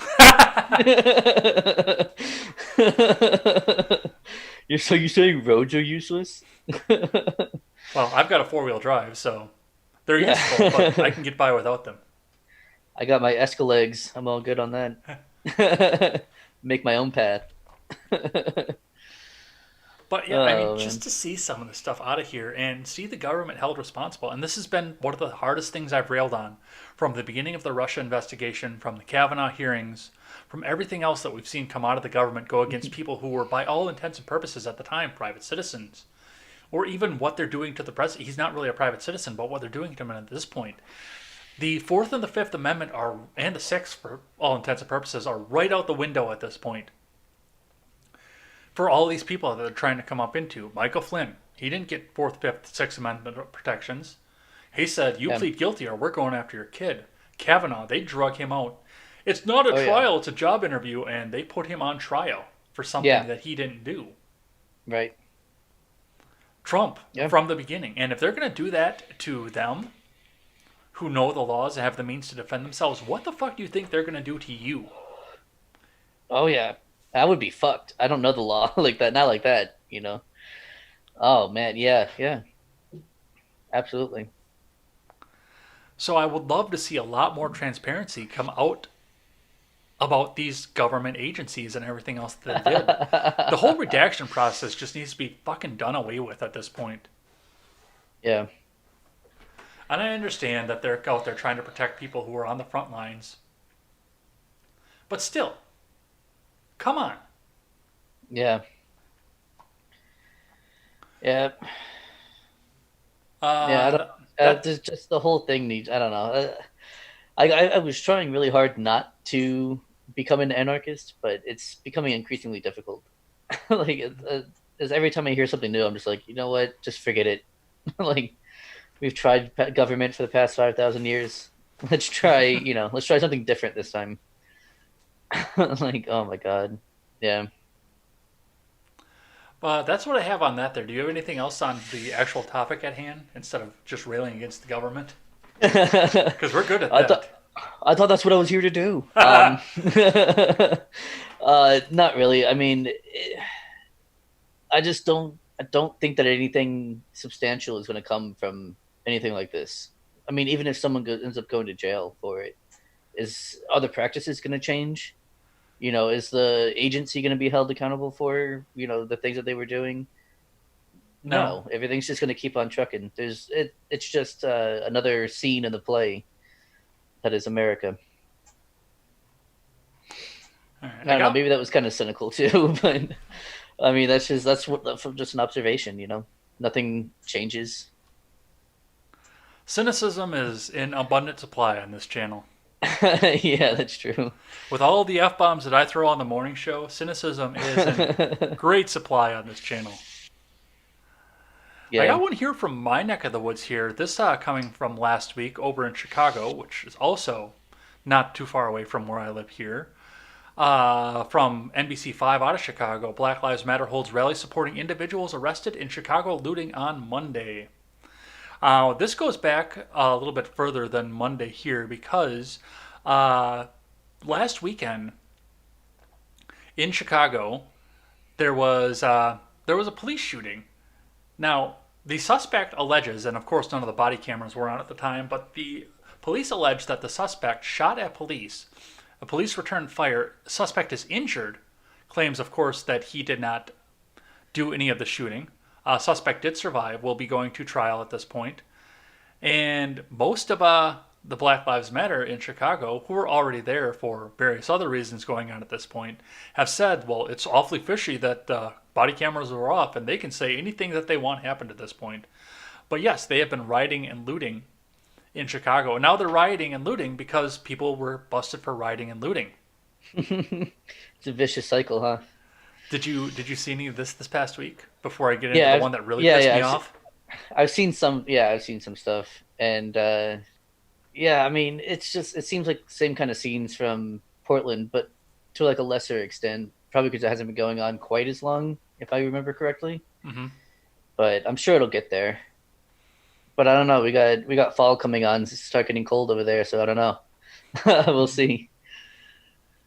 Well, and we're going to talk about it a little bit later, but this inland hurricane that ripped through Iowa last week also came up through Iowa, headed north, ripped through Wisconsin. It came just north of where I'm sitting right now. Actually, when I was going to have my meeting with the real estate office, because I'm changing careers right now. Yeah. As I was leaving, as I was going to get into the truck to get to the meeting, the tornado siren went off. Oh, really? Yeah. That's cool. You have tornado sirens. That's interesting. Well, yeah, we have tornadoes here. We're not surrounded by ocean. We get tornadoes pretty commonly.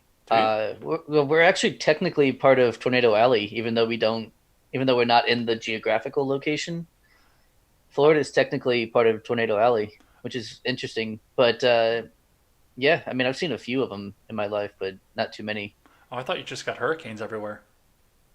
Oh yeah, no, we get those too. But those also spawn tornadoes. But I'm talking about like non-hurricane tornadoes, which is spontaneous tornadoes happen fairly often, a couple of times this summer.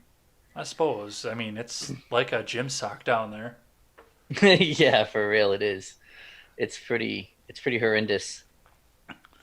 Especially coming from this climate. Well, actually, it wasn't that different from summer up here, I guess. I shouldn't say that because we get pretty humid around here in the summer too. But yeah, you don't get like 2,000% humidity like we do. Oh, you'd be surprised. Fucking bad. Maybe I would be. I'd be like, oh, it feels like home.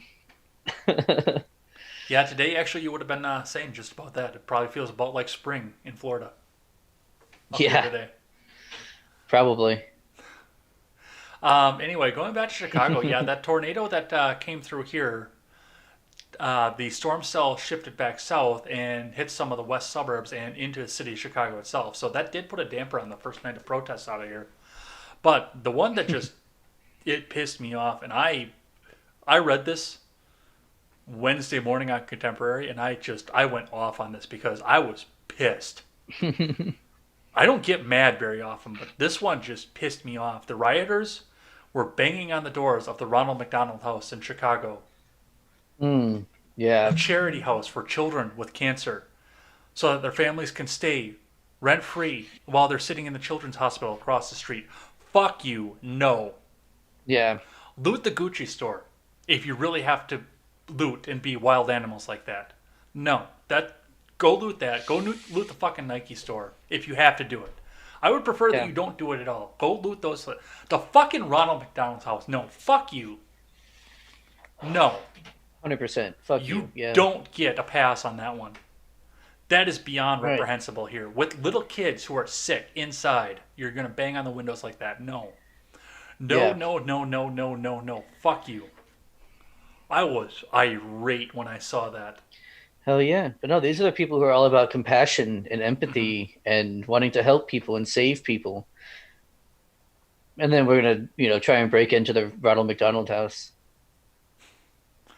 I could. Oh, I mean, I wish I could say I was surprised, but I'm not. I was so mad when I saw that. Like I was beyond angry. Yeah. Yeah, goddamn. I mean, it's how you know it's all about narrative and not about actual, beliefs. Yeah. And I mean, it hits hard home for me too. My parents both because of it, but my grandma and my late aunt that just passed away from cancer. My family has been huge in the Make a Wish Foundation for as long as I can remember. That they dedicate their lives to doing Make a Wish kind of stuff. My aunt did Yeah. Make a Wish wishes for kids up until the year before she passed away from lung cancer. God damn. She was helping kids with cancer while she herself was battling cancer. Fuck yeah. So to just see something like this just disgusts me outright. Like, I have a lot of respect for that, actually. I mean, if I was sick like that, I would hope that I would be strong enough to be able to help other people like that. That would be, yeah, that's very commendable. Yeah, I don't know. I wanted to punch the screen when I read that. Hell yeah. Middle of the morning, too. Hell yeah. And I like I mean, said, that's I just don't get infuriating. mad. Right. I'm very calm as much as I can be. But just that was a step too far for me. Absolutely. But I'm sure it was actually some white supremacist and leftist face that were breaking it down the door. Oh, yeah. I'm sure that's what it Yeah, was. that's what they do. Yeah. That's exactly what they do. All the time. It's just ridiculous. Can't stop them. Oh, man. Narratives are fun, aren't they? They are. Oh, All right. Let's do, because I'm rearranging things here to make sure that Gotcha. you've got time to get up and get to your show as well here. But I mean, I'm good until like 9 o'clock for another hour. Yeah. So we're not going I'm to be here good. for another hour. no. I'm just saying, don't worry about time with me though. I got another hour, so I don't have to worry about it. Let's rearrange a couple of things here. I Let's want to do talk it. about what do I want to do? What do I have set up already? That's the big question. Oh, you know what I don't have on here? That happened this week. I didn't put the Robert Trump stuff on here. No, I put it up on the top, but we haven't talked about that yet here. Mm. So let's put that in here right now. Let's do the Sturgis thing, and then we'll do another chat break. And then I got a couple articles to put up while we're doing that here as well. So, yeah, this is another one that just kind of set me off this morning as well. So, from CNN Politics, Robert Trump, the younger brother of President Trump, dead at age 71. Yeah. Robert Trump, 71, the younger brother of President Trump, died Saturday at New York Hospital. Donald Trump announced the tweet in a statement. Now, this is something that's actually been ongoing at this point. The mainstream media, the public, didn't really know a lot about this up until the very end.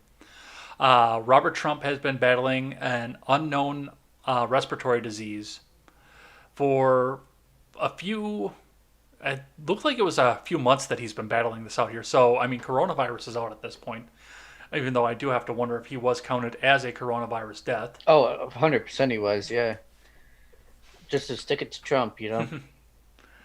But he has been battling this for a few months now. He took a turn for the worst late on Saturday. I actually found this article and found everything else about this because I first started seeing that Trump was going to visit him in his dying throes. And then, yes, the next morning it was announced that, yes, he was pronounced dead at the hospital. The disease has not been released. Nobody said anything about this, and there was a swell of compassion throughout social media. I gave my condolences on Contemporary this morning and on Twitter yesterday. But the first thing that trended as soon as Robert Trump died was a hashtag wrong Trump on Sunday morning. Oh, wow. including tweets Wow. like this one. I actually have a bunch of them here, collated in the Fox News article, which unloaded because I haven't looked at it in quite a while. Which means, guess what? We're going to get autoplay again Yay! because it's Fox. Yeah. Come on, don't be slow. Okay, it's going to be slow. Because why wouldn't it? Right. Why wouldn't it?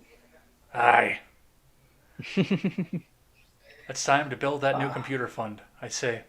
By the way, that PayPal link is in the description if you guys want to help to the new computer fund. Nice. I got to do it somehow. I got to make my money Oh, no, somehow. I respect that for sure. It's a perfect transition.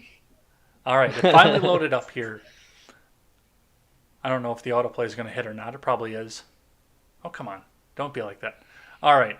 So, as of Sunday morning, the hashtag was the second highest trending on Twitter with more than 77,600 tweets, including journalist and NAACP leader. There it goes. There it is. Right when you wanted to talk. Dear Grim Reaper, you took the hashtag wrong Trump, tweeted Bishop Talbert Swan, who is a pastor, radio host, and president of the Springfield, Massachusetts branch of the NAACP. He's a pastor, and he said, Dear Grim Reaper, you took the hashtag wrong Trump. Yeah. Another tweet here. What did he promise the devil for the Grim Reaper to take the hashtag wrong Trump? Tweeted journalist David Levitt. And yes, there were a bunch of people that were using the hashtag to express the fact that they were outraged over the fact that people were using this. But this is just another point of contention of just people being absolutely disgusting human beings. Yeah. We didn't do this with Barack Obama. There were some people, but we said, hey, dude, shut the fuck up. Yeah. Yeah, I mean, unfortunately, like, I've been on the internet for a very long time. I pretty much grew up on the internet, and I wouldn't expect anything less. The internet is simultaneously the greatest and absolutely worst place that has ever existed. I can see that. Yeah.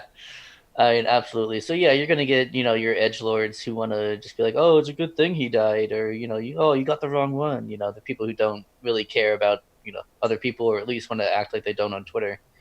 And then of course, then you have your normies and your actually compassionate people who are gonna say, "Oh, well, that's actually really sad. I don't care if I don't like his brother." You know what I mean? Like, Robert Trump didn't do anything wrong, so you know what I mean? Like, condolences to him, or condolences to Trump, whatever. Anyway, yeah. I mean, you're going to get that no matter who it is, no matter what's happening.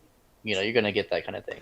Well, and I understand that, and I get that, and this is the same thing that I always say with everything that's politically charged.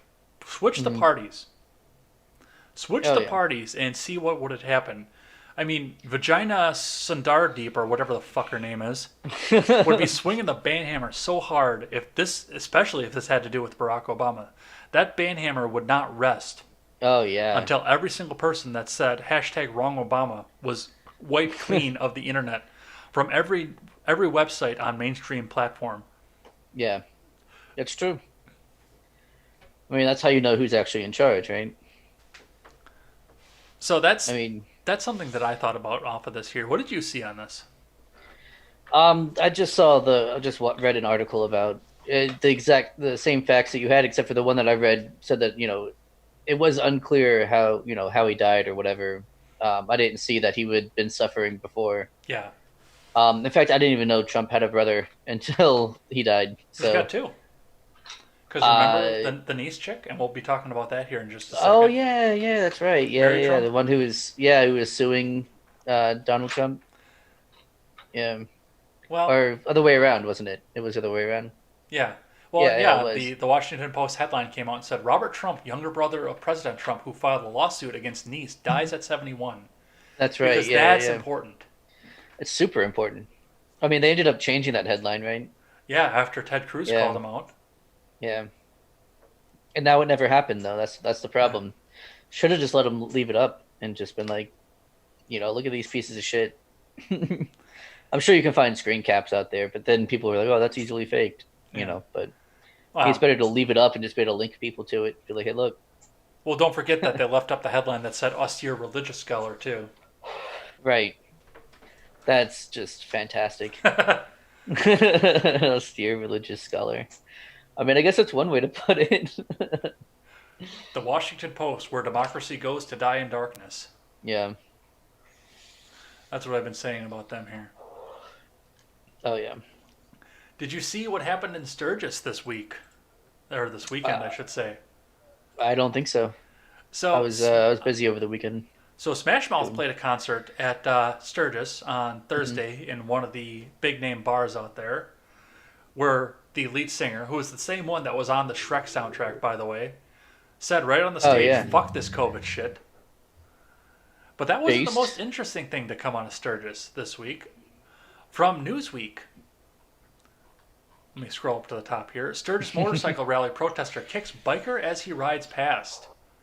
A man has been arrested for allegedly kicking a biker at the Sturgis motorcycle rally in South Dakota over the weekend during a largely peaceful protest. Video posted on social media appears to show several officers detaining the suspect while surrounded by a large crowd of bikers taking part in the annual rally. One clip of the arrest was posted on Twitter with the caption, "Antifa actually showed up to Sturgis today, although it's unclear if the anti-fascist movement were involved in the protest." Now, they were already teasing, before Sturgis happened, that they were going to go up there and they were going to protest off of this. And I heard that and I said, good fucking luck. Yeah. Yeah, I mean, unfortunately, bikers aren't bikers anymore. I mean, yeah, you'll see some of like the older, the actual bikers from back in the day. Mm-hmm. They're mostly just like, weekend bikers now. Yeah. They'll go with their trailer and drive the bike over there to the rally, and then once they're there, then they'll take the bike out and ride it around. So yeah, they're not all do a joke about that way back in the early 2000s? Yeah, I think so. Dentists! Yeah, I think he did. Dentists are trailering their motorcycles out to Sturgis. Yeah. Maybe that's where I got it from. But yeah. Yeah, I love me some Carlin. But yeah, I mean, he's right about that. You know what I mean? They're not all the Vietnam vets coming back from the war and starting biker gangs anymore. But even still, given what the bikers stand for and the fact that they are actually stout, strong people at this point. They're actual, like, if you're going to buy a bike, you still, you're a dentist, you're a paralegal, you're an accountant or something, but you still got to have some sort of manliness to you. Otherwise, the real bikers out there are going to eat you alive when you're out there. That's true, yeah. That's a fair point. So for Antifa, these little 75-pound kids from Portland to come out and go to Sturgis to try and protest them, that took some brass ones. I will give credit where credit is due. That took some fucking brass ones. I don't know, though. If you're too dumb to know that you're putting yourself into danger, does that really take courage? I don't know. The difference between courage and stupidity is a pretty fine line. I don't know. I watched the video on the program this morning. Yeah. And the police were arresting the Antifa kid that kicked the guy's bike. And I'm pretty positive they were doing it for that kid's protection. Yeah, for sure. Like, no, we'll take care of this, guys. Don't worry. Like, don't fuck him up too badly. Oh, man. That is a stupid move, though. Yeah. Yeah. Kick the bike, kick the motorcycle, the Harleys over in Sturgis. Yeah. During the motorcycle rally. Yeah. Might as well just take a dump on their seat, see what happens. It'd have the same effect, I think. All right. That's what I got for that one. Catch us up with the live chat here for a little bit. I want to pull a couple more articles up before we get into them here, before we end out the show. And I am going to hit the D-Live chest. I don't know if there's anybody over on D-Live right now, but I'm going to hit the chest here for you guys. So if you guys want some lemons, go ahead and hit that. So I've got Seawall saying you can't be a nerd unless you play at least one tabletop RPG. I don't think that's true. I don't think that's true. I think that's too much purity testing. I think you can be a nerd without playing tabletop RPGs. Let's see. Who else do we have? Wait, what? Harvey McLeod says, this is a clean, discussing discussion. I tell you what. I don't know what that's in reference to, but it sounds like it would have been funny if we had seen it. It's King of the Hill. I know that. Yeah, for sure. tell you what. You do a pretty good Boy, I'll Hank tell Hill, you right? what. Yeah. Yeah. Peggy, I tell you, that boy ain't right. Let's see. Did he have a gun? Talking about, I think, yeah, it was at some nutcase. Did he have a gun? Humongous dumpling. I think that's in reference to the guy who shot or got shot at the White House. Mm-hmm. Sewell says that we should all quake in fear, for he has chicken tendies. Oh shit! Did you get them from your tendy vendor? From the tendy dealer, standing outside with the trench coat, just opens it up. There's a bunch of tendies just hanging there. And his junk. Yeah. Let's see. What else do we have that's relevant? And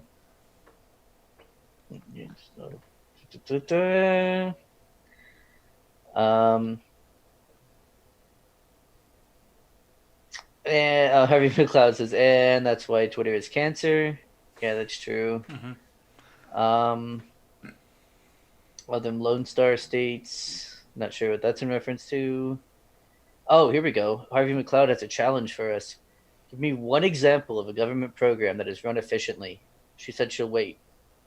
Does it have to be federal level? I think that's what it means. Okay. Because she follows up with, and you want those same people to be in charge of healthcare. So I assume that means at the federal level. The IRS is pretty efficient. They'll come after you in a hurry. Yeah, that's true. Yeah. The money funneling into the government. They know exactly how much you owe them. So, yeah, I would say that. Even yeah, if you the file IRS. wrong. Right. Oh, especially if you file wrong. So, yeah, there you go. IRS. But if it was on state Definitely. level, actually, our DNR in Wisconsin is pretty efficient as well, in spite of the stupidity that they do. Wow. Efficient despite stupidity. Holy shit. Imagine if they didn't have the stupidity, how efficient they could be. Nephilim Ninja's telling me to embrace my inner anarchist. Yeah, I've been resisting. I don't have all my questions answered, so I'm not gonna be like, oh yeah, I'm a total anarchist now. But goddamn, if the government isn't pushing me that way. Seawall says more proof Florida should be removed. Yeah, just let me leave it first, and then we can remove it. More evidence citizenship should not be free just because you are born here. Service guarantee citizenship. Yeah, I mean, I would prefer that system over natural born citizenship. Like the Heinleinian model is probably the best model of government. I would say if there has to be one, that would probably be the best way to do it. Mm-hmm. Nephilim says probably the Hamburglar targeting Ronald, breaking into the Ronald McDonald house.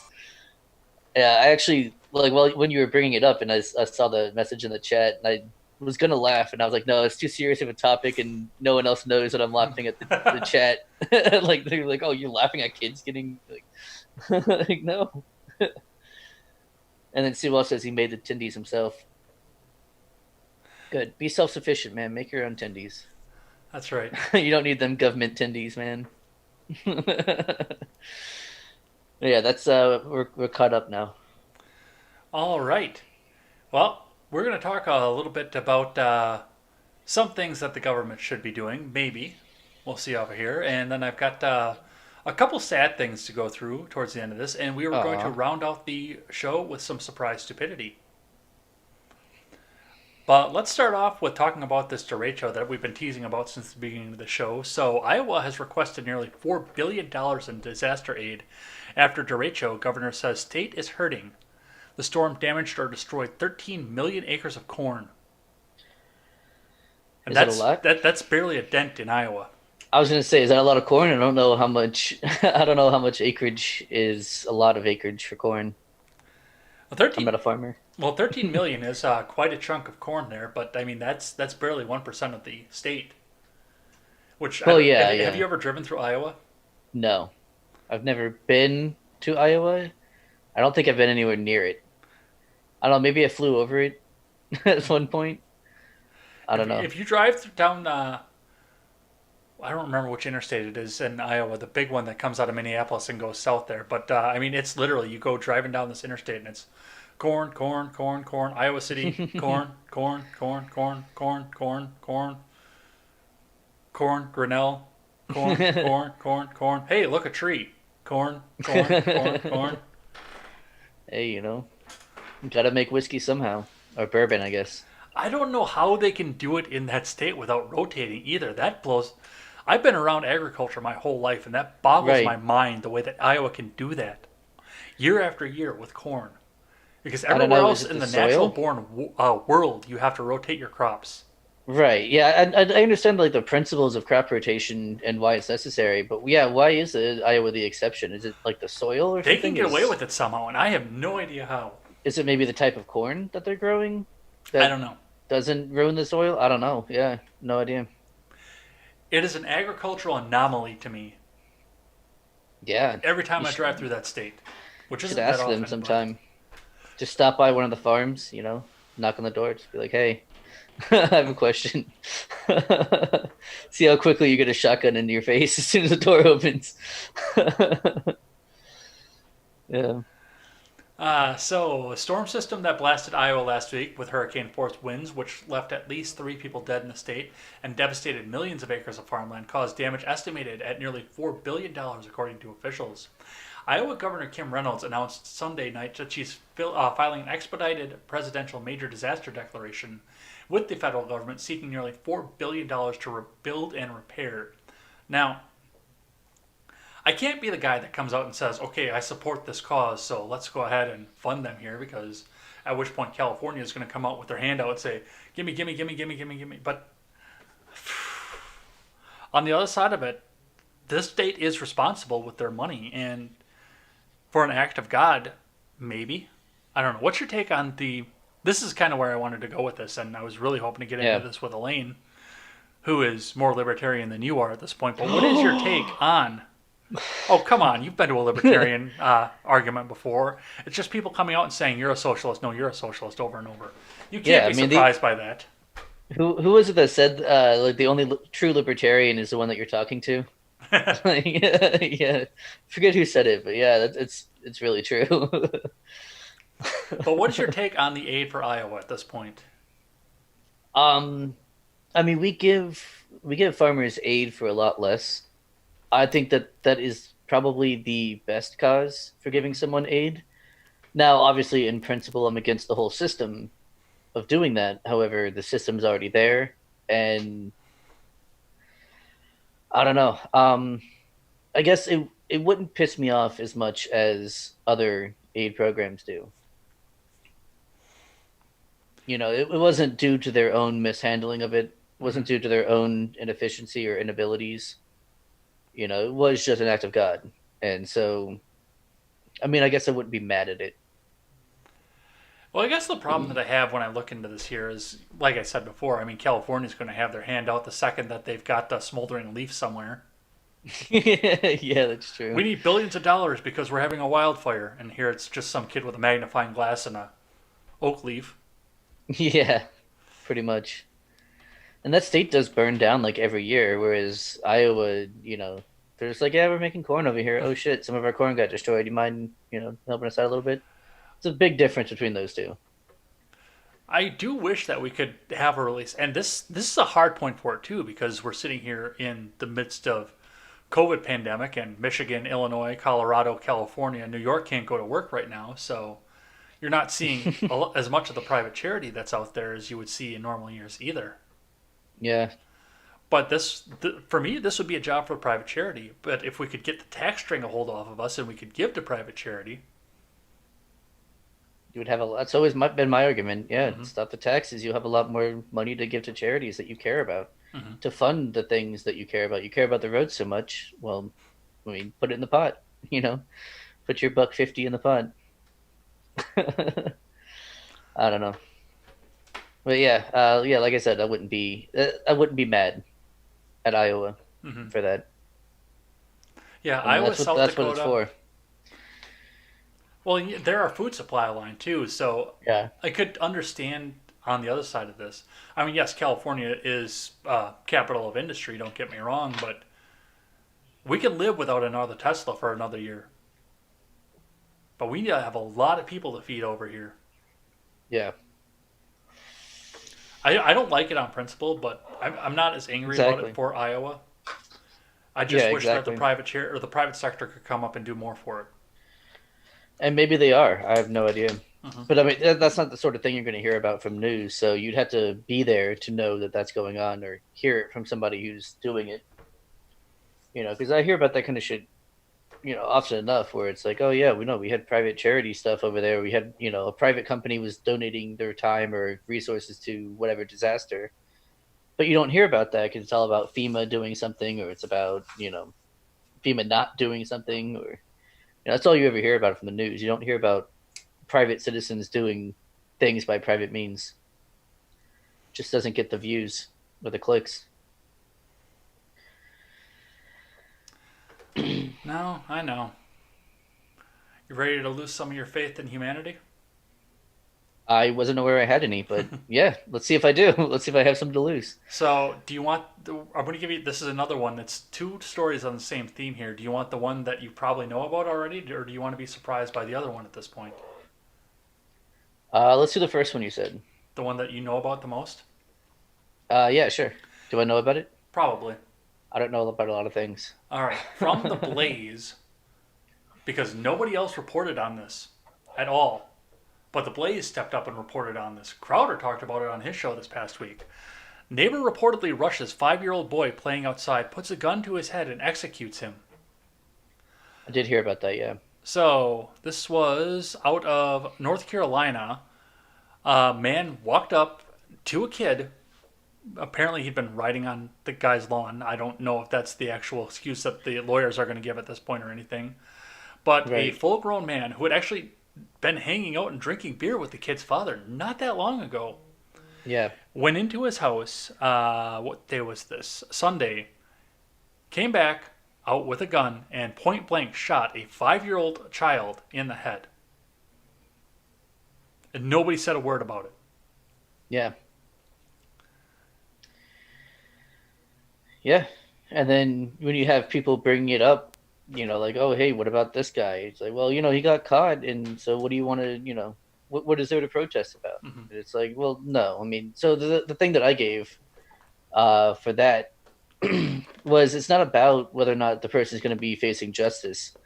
It's about having the media stop villainizing white people and causing further racial division in this country. That's what we don't need. That we have more than enough. Mm-hmm. And so, yeah, you should be reporting these things equally, and not be like, oh, well, it was a black man killed a white child, so we're not going to talk about it. Honestly, That's the problem. honestly, I looked at this and I said, I don't see a national news story here.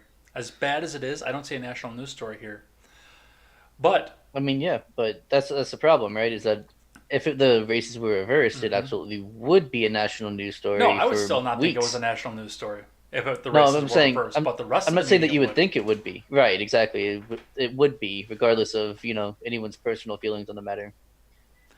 Yeah, there'd be marches on the guy's house if the races were reversed. There would be marches. There'd be crosses burned out. They would take the tiki torches from the assholes in Charlottesville and use those to march on the guy's house if the races were reversed. Right. They would go steal the 100%. tiki torches and walk them back up there. Yeah, That's how bad this would be. absolutely. Now, there is a GoFundMe out there for the child. At the time of the article, it had reached 5,577. I'm actually going to open it up and see how much it's got at this point. Oh, they disabled new donations. So yes, they're still sitting at course. 5,577. They disabled donations. Yeah, because I know that Crowder show, the Mug Club, was going to do something big for him. So Well, that's good, at least. Yeah, because yeah, wouldn't want them to raise money for their child's funeral. That would be a terrible thing to do. or to Fuck. get them off work for a little while because they're going to be grieving for a long time. Hell Loss yeah. of a child, no matter how old, is devastating. I mean, you ask my grandma; she lost her husband and one of her daughters in her lifetime, and that's devastating. And my aunt was 53.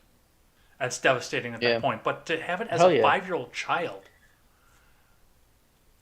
I can't even imagine. I don't even want to try and imagine. Yeah, I mean, a parent should never have to bury their child. It should only ever be, however sad it is on the other side, it should only ever be the other way around. With the child burying the parent. I mean, yeah, that's obviously sad too, but that's the, that's the circle of life. But Right. yeah, a parent having to bury their child that's got to be fucking devastating. It's got to be probably your worst fear as a parent, even. But of course, this was racist because everybody wanted to point out the fact that this was a white child. At which point, anytime anybody brought that up, I came out with the more obscure story that I know, have never heard of before.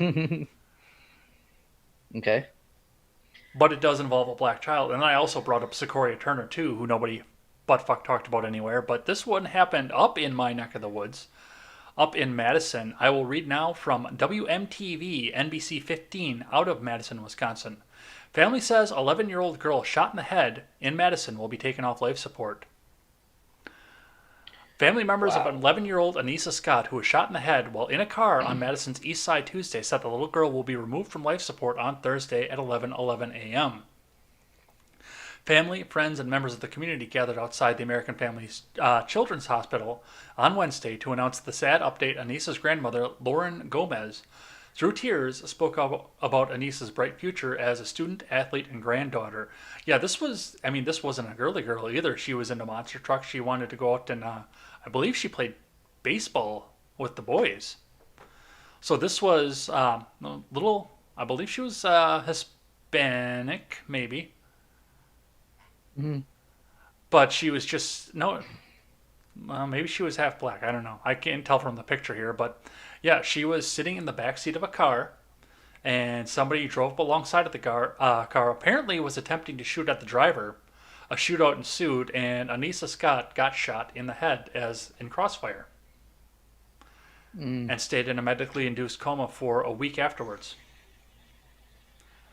And once again, nobody in the media said butt fuck anything about this anywhere outside of Madison. You actually had to go through Wisconsin news to see anything about this. Can't be used to push a political narrative, so Exactly. not useful. Yeah. So that's what we're seeing off of this here, and it's horrific to see the children caught in the crossfire. And like I said, if it was anything other than this, if it wasn't, like you said, if it was something that could push a political narrative, it would be wall to wall, nonstop news coverage everywhere. Oh yeah, 100%. The hunt is still on for the shooter. In this particular case out of Madison, they still haven't found the guy. They have some suggestions, but they still haven't found the guy off of this. I don't know what the hell's going on in Madison. Madison used to be like the safest place in Wisconsin, even for being a big city. I heard on the news this morning that some guy walked up to another guy over a domestic dispute and hit him in the head with a fucking hatchet. Damn, that's pretty serious. Like with the bladed edge, or backward, just knock him out. No, in the bladed edge. Oh yeah, that's not good. God damn. That's what I have on this one here. You ready for some surprise stupidity? Please, that'd be very nice. Dark Sage over in the chat. We will grab your interesting political question as soon as we're done with surprise stupidity here. So stick around and we will address that. We're not ignoring you. We just want to get up through here. Apparently, Dark Sage has an interesting political question for us, but he didn't put it up in there. Yeah, I was gonna say I don't see it, so I don't know. But if you want to throw it up in there, we'll as soon as we're done with surprise stupidity, we'll be checking back with the chat, and we will answer your question. Absolutely. So get it up in there. Yeah, for sure. I'm interested. You piqued my interest. Are you ready for surprise stupidity? Let's do it. I got a twofer for you. Oh wow! Because I only paid for one. There are two stories that they're along the same vein. So the first one here, coming from my state of Wisconsin, reading from the Hill, Wisconsin State Agency requires employees to wear masks while teleconferencing. Naturally. A Wisconsin State Agency has required employees to wear masks while teleconferencing from home, the Milwaukee Journal-Sentinel reported. A July 31st email sent to employees by the state's Department of Natural Resources, which I said before, they're efficient unless they're doing something really fucking stupid,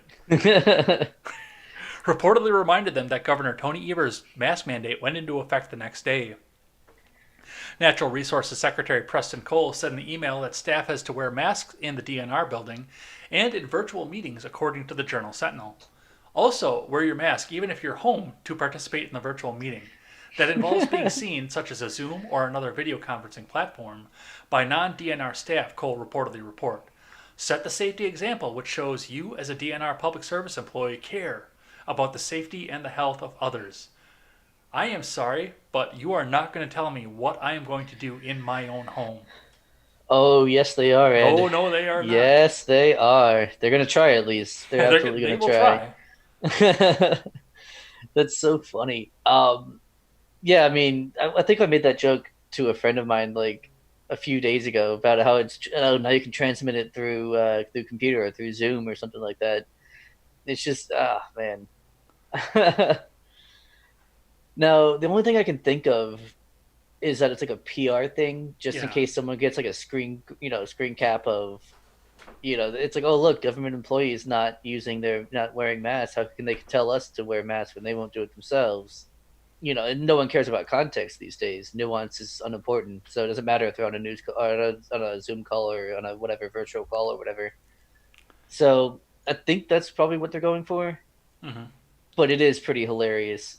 It's just like, I gotta put my mask on because I'm talking to people, right? Yeah. I'm less than 6 feet from my computer, so I better have my mask on. Where is mine? I don't even know where mine is right now. I decided that I wanted to have the monopoly on irony between our little duopoly and this channel here. But Elaine has a mask with the Constitution on it, a Gator-style mask with the Constitution on it. So I went out and got one with the Gadsden flag. See, I don't know, man. Like that whole like, I'm gonna have some kind of edgy mask, or like some mask in protest. I don't know, especially like the Gadsden flag. It's like, don't tread on me, but I'm allowing you to tread on me while I'm telling you not to. That's why I got it. I enjoy the irony of it.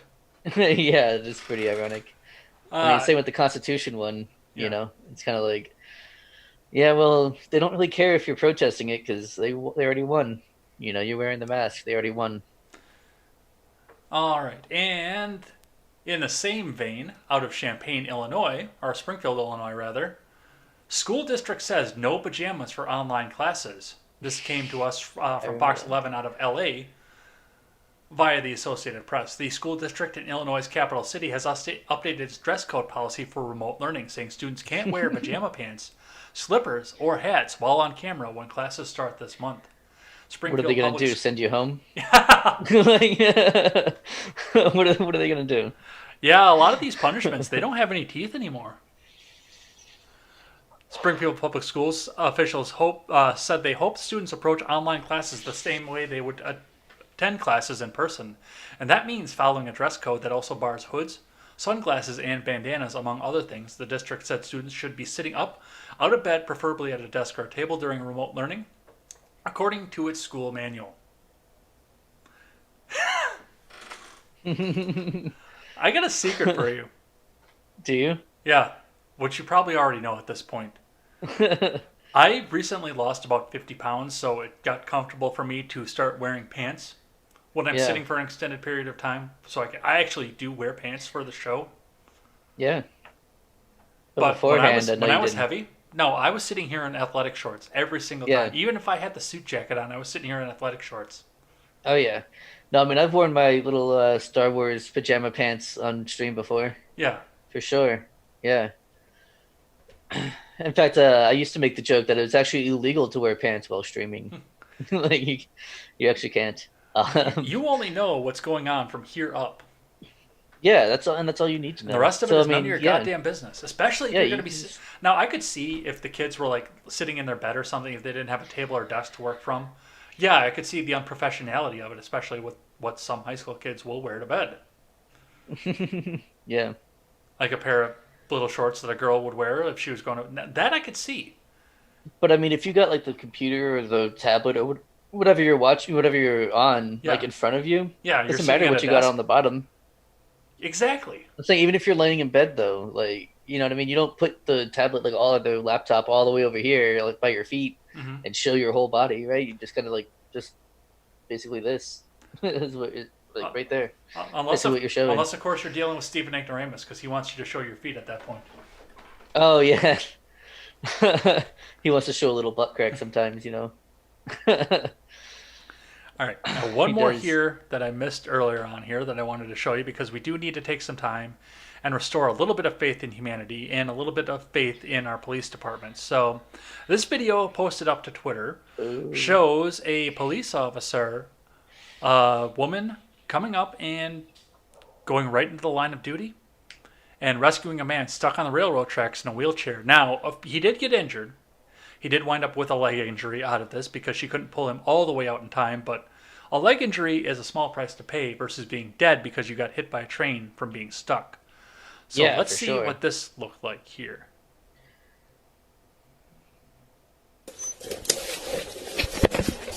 One out of one. I'll be out with the bell stack on the tracks, trying to get him out. Go on, can you get up? Get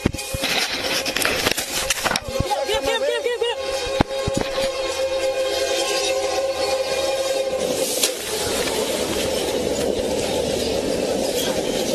Ah, babe! One out of one, I need an ambulance now. Come on.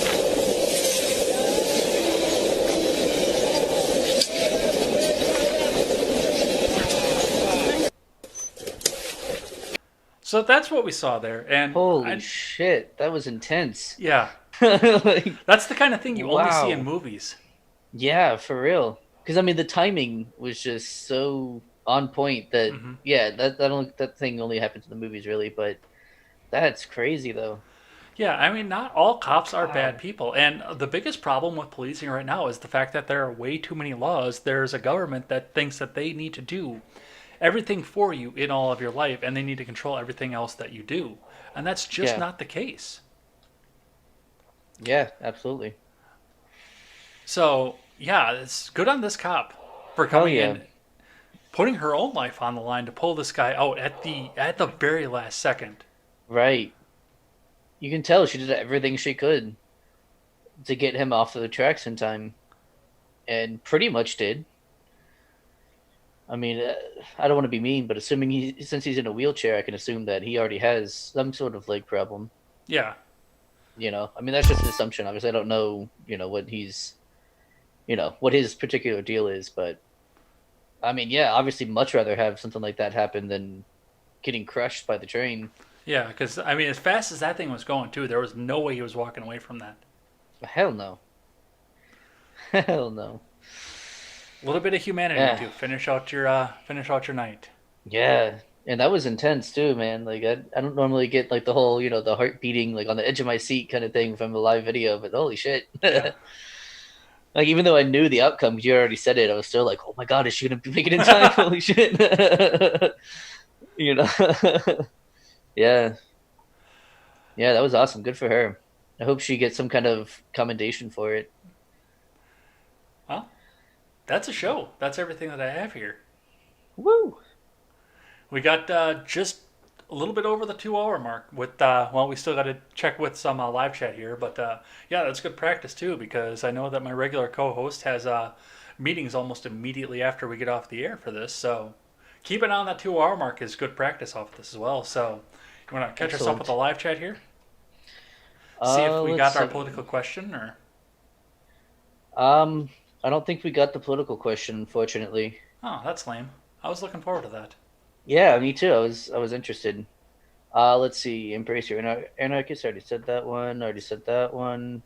Seawall said he made the tendies himself. I think we already did that. No government tendies in this house. No more gov money for corn. Fuck the corn lobby. I mean, the thing is, well, that was probably a joke. That's not entirely wrong. Hmm. Yeah, the farmers are very politically influential. Oh yeah, But like the big companies, I mean, not necessarily like Ma and Pa down the road, who's had the same house for generations. hmm Even some of them, though. Lots of chemicals and government subsidies. That is why corn can be grown so crazy. Yeah, but which chemicals would do? I don't know. I don't know that much about agriculture, so yeah. I do, and it say. still blows my mind. Nephilim Ninja says it's supposed to burn regularly. California, that's That's how oak sprout fires. Is that a thing? I don't know if that. I guess burning away like the excess trees. I don't Well, know. yeah, the normally under normal circumstances you would have underbrush burn off every year, and then yes, your oaks would sprout off of that as well. So and because they're doing so much fire prevention off there, they're not getting the underbrush burnt off, and then one of those sparks starts off a new fire. Right. That makes sense. Seawell says farmer insurance is a thing where farmers will get money if their crops fail due to act of God. Uh, I mean, yeah, at least they have insurance, don't they? Mm-hmm. It's okay if we just burn all their crops. Um, there can't possibly be any further consequences. And Sewell said this guy is also a felon, referring to the guy who shot the little boy. Where did he get the gun? There's probably a ghost gun. I hear so much about how dangerous they are. Mm-hmm. So it must have been a ghost AR-15, ghost assault, fully automatic assault rifle 15. And then Robert showed up, so no one cares. No, he didn't. He redacted his own message for some reason. Oh, really? I can see it. Oh, can you? Yeah. Weird. I can't. Looks like I got a message here that says, "Oh, that's right," because you're reading off the YouTube, and I'm on the restream chat. And Elaine usually has the restream chat up too because she's got the password to be in there. Robert said, "Shoot." Oh, I said shoot because I'm signed in as Gen Gap right now, so I said that to Dark Sage about the question. Okay. Robert says, "Hello, gentlemen." Well, are we gently? Yeah, apparently. I guess so. Sewell tipped his hat. It says he needs a radio man in the Panzer. Yeah, fair enough. You gotta have your radio man. Oh, there's another one from Robert. They will only tell you to do things you are already not doing anyway to keep you from doing something you might not do sometimes. That sounds like government to me, yeah. And then Seawall, to close it out, says, slippers, are they really going to check? Maybe. They might just be like, all right, we took attendance, and so now everyone stand up. Let's make sure you're wearing the right stuff. That's just so terrible. I mean, I'm sorry. If you're in your own house, just wear what you want. Who cares? You heard about that kid when I was, I believe it was when it was when I was down in Florida because I listened to it on Styx' show when I was driving back. I was going through Maryland and Pennsylvania, and I was listening to Styx and Razorfist the whole time I was up there. And the kid got in trouble because he had a BB gun hanging up above his bed. Oh my God! What is he going to shoot the Zoom call? Yeah, he's going to shoot up the Zoom call. Is that what's happening? Hanging on the wall. Oh my God! Hanging on the wall, and yeah, he got in trouble for that one. Probably got a knock on the door, from police. Like, oh, he's going to use that BB gun for anything?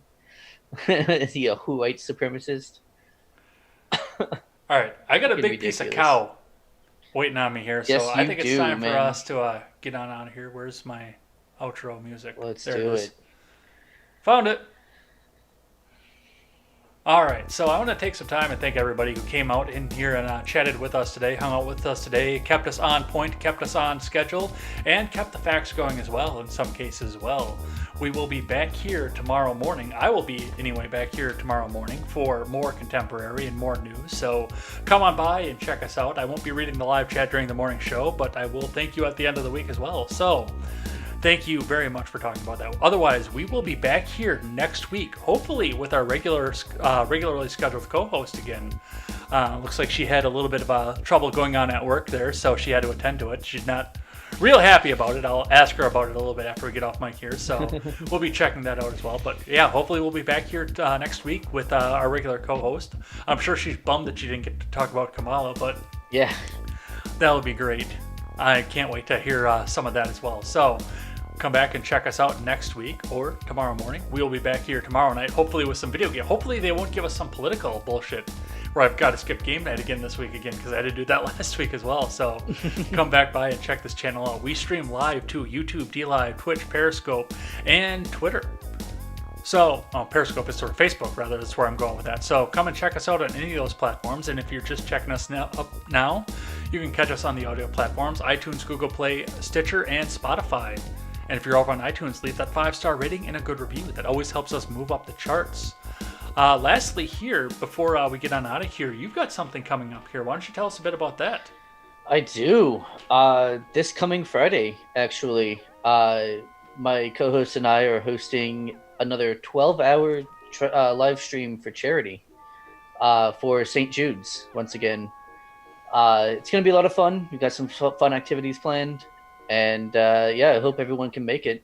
I know Ed's going to be there because he doesn't have a choice. He is being detained. If he doesn't show up, then some people will have a knock on his door, and he can have as many rounds in that gun as he wants. But he's going to make it here. Just saying, he'll be here. But yeah, all of our Freedom Scoop people are going to be there. Most of them, at least, I guess. Yeah, it's going to be a lot of fun, though. Make sure you guys show up and give to a good cause. And since you are here not regularly and your stuff isn't linked in the description, tell them where they can find you. Yes, I am one half of the Generational Gap. You can find us on YouTube by typing in the Generational Gap. You can also find in the description of all our videos, you can find our Discord server, which is probably my favorite place on Discord, our server. It's pretty awesome. And then, yeah, our Twitter is at the GenGapP. So come follow us. You can see me play Twitter once in a while. And then, yeah, Freedom Scoop, obviously. We're over there as well, which I'm sure... I know you said it earlier at the top of the show, but I'm sure you'll reiterate. Yeah, go over there and pick up some of our swag over there, where you can check out great shows like The Generational Gap, or The Daily Ignoramus, or The Breakdown with Birkenhoff, or the Freckles and Brit show. Brit showed up for a little while with us here, or the R-Rated Conservative. Check all those shows out to pick up some of our swag and help us support great creators over there. And, as I always say at the end of the show, never take the words of bloggers, podcasters, or journalists as gospel. Find all the facts and draw your own conclusion. Why don't you lead us out of here? Yeah, make sure you wipe both front and backwards, and brush your tongue. Take care. Yep, see you guys.